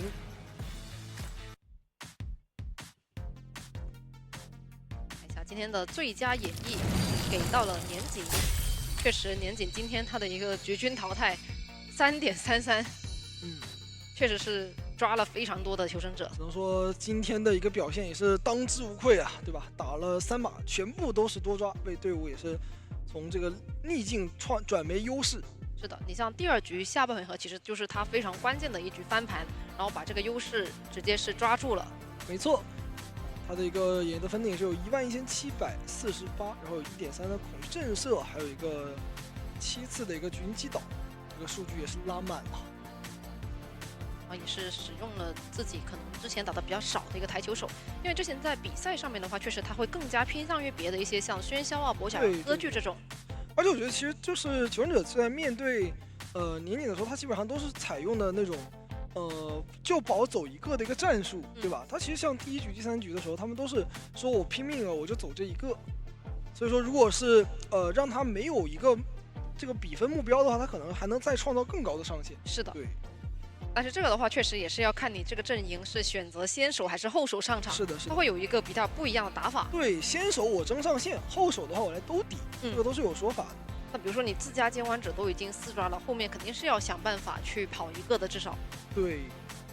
但是你看今天他拿的这3手嘛，对吧？其实也不是他平常就是说我用的最多的，他的羊啊、邦邦啊什么的还没有去掏，所以说真的是通过了一个我们的一个休赛期的时间调整嘛。还能够依旧保持这么好的一个状态，还把自己的一个角色池子又加深加厚了。那对于后面的一个队伍来讲呢，也是一个比较难，就是要去攻克的一个难题吧。是，后面真的是要去好好防范一下，因为他除了自己本身打的比较多的，也是在贴版本的角色都有。是的，也是非常期待他们的后续的一个发挥嘛。那我们3个采访也是我们继续，让我们把画面交给主持人。Hello， 大家好，欢迎来到赛后采访环节，我是主持人小小。首先要恭喜 GR 战队获得了本场比赛的胜利。我们今天邀请到了年仅还有阿策来到采访，两位先来和我们大家打个招呼吧。大家好，我是GR年仅。大家好，我是GR的阿策。欢迎两位！哇，今天这场比赛真的打得万分的焦灼。先来问一下两位吧，现在打完之后心情有没有平复一点？感受如何呢？年景还可以，还可以。今天景狂依旧杀疯了，3抓4抓3抓的一个非常漂亮的战绩。阿策呢，打下来感受怎么样？很开心吧，翻盘了。今天是一个逆风翻盘，而且我们最后求生者也是配合默契完成了一个3跑嘛。那想先来问一下年景，因为今天第一局后手上场嘛，当时看到你那一个失常割据打的还是蛮凶的，那一局会想要打出一个怎样的效果呢？就踹一脚。就踹一脚，因为当时看到其实那个密码机没有被修到很多，然后也是虽然说人被无伤救了，还是过去踹了一脚，扩大自己前期的一个优势节奏，是不是？对。那到了第2局的时候，今天也是带来了我们深渊你个人台球手的一个首秀嘛，完成一个4抓。因为当时追击到了救人位嘛，首目其实我们都知道它的道具还是能够保证它有一定稳定的牵制的。今天在追击首目人的时候，会有一些怎样的思路呢？就正常上杆下杆，然后就好了。就这么简单？这么简单？就这么简单。今天而且那个前期节奏感觉还是对你来说还是有一点优势的吧？那在我们挂飞第1个人之后，后续呢？因为台球手还有一个很重要的一点就是他的控场很强嘛。今天会想要怎么样跟求生者去进行一些拉扯呢？对面电机差很多嘛，所以说先学点节奏就好了。就感觉当时那个局是一切尽在景皇的掌控之中，你就是了如指掌密码机的进度，是不是？不是。不是，那但是我感觉你就是那一局对于他们场上每个人在的位置也是了如指掌，当时会有一些怎样的判断吗？就是压了个一铲嘛，就正常打就好了。就感觉还是发挥出自己的实力吧，能够感觉到景皇在场上也都是临危不乱的。那下半回合想问一下阿策这一边，因为当时对于你们来说，其实局势真的是非常非常劣势了。那一波如果你没有躲住的话，可能就会面临着一个被4抓的情况。当时是想要在我们整个的永眠镇找到一个怎么样子的小角落去苟起来呢？就是找一个感觉图找不到的地方，然后苟一下就好了。就是你是根据什么样子的这一个想法，就觉得你当时躲的那个草丛不会被找到？有没有你的一些，比如说你的小巧思啊、小技巧啊？因为我再走一步就出那个爱哭鬼的圈了，出圈就苟不住了。所以你其实还是有专门挑选过那一块心仪之地，是不是？蘑菇发力了，今天就看你那个小视角，就一个人蹲在那个黑黑的草丛里面，你当时自己还能找得到自己吗？应该不好找。也不好找，也是有难度。那当时因为躲的地方跟地窖同样也有一段距离嘛，而且今天啦啦队员是没有带到飞轮的，而且我们有注意到他提前在地窖口真的种满了树，感觉进了一片森林一样。当时那一个地窖博弈会有一些怎样的想法跟思路呢？就是加速，然后多拼几个火就好了。就道具都交完，然后利用那个加速疯狂的走位，然后稳稳的走一个地窖，非常非常的漂亮。那到了第3局，想要问一下年景，今天同样也是杂货商嘛，那一局同样也是针对到了救人位这一个点，今天想要怎么样去追击到逃脱大师呢？正常追就好了。正常追就好了，因为我注意到开局其实那个藤万非常快速的就打到他了嘛，那一波有想过说这么快能够拉进身位吗？就是低头卡出来本能嘛，然后正常追就好了。今天主打的就是一个正常追就好了，就觉得自己也没有很秀的地方，就是打得非常的平常。就正常追嘛。但是其实从我们的视觉感官上来说，真的是打得非常非常秀。那在有优势之后，又是怎么样一步一步的去扩大自己的优势呢？还是先去节奏嘛。还是先去节奏了，感觉年景已经要唱起来了。就是后面也是按照自己的节奏去走，然后扩大优势，完成一个多抓嘛。那个多抓拿下之后，给到我们求生者压力就比较小了，咱们的优势就来了，翻盘点就来了。想要问一下，从那一局大家想要让阿策也唱一下歌。那一局的话，同样也是我有注意到嘛，拿到了玩具商体系。问一下阿策，那一局的话，会想要打出一个怎样的体系效果呢？玩具商就是针对一下除了台球手那几个吧，就是杂货商保护一下队友。给队友提供一些辅助。那一局其实也有注意到，我们在最后拉扯的时候，密码机其实留得非常远嘛。那一局在打之前，大家对于密码机这一个点做了一些怎么样提前量的部署和安排呢？就是先把中场的电机开了，留远一点的电机。就是提前想好了，我们要避免最后留一个3连击出来被对面控场。是的。然后今天也是修到了2台对角线的密码机。那其实还有一波比较极限，就是最后因为你被击倒的时候，密码机可能是极限亮起来。那个时候大家队伍里面是怎么样商量为开门战做一些提前的准备呢？就是闪现交了，开门战保平就够了。大家其实就是奔着保平去的。这个3跑算不算意外之喜？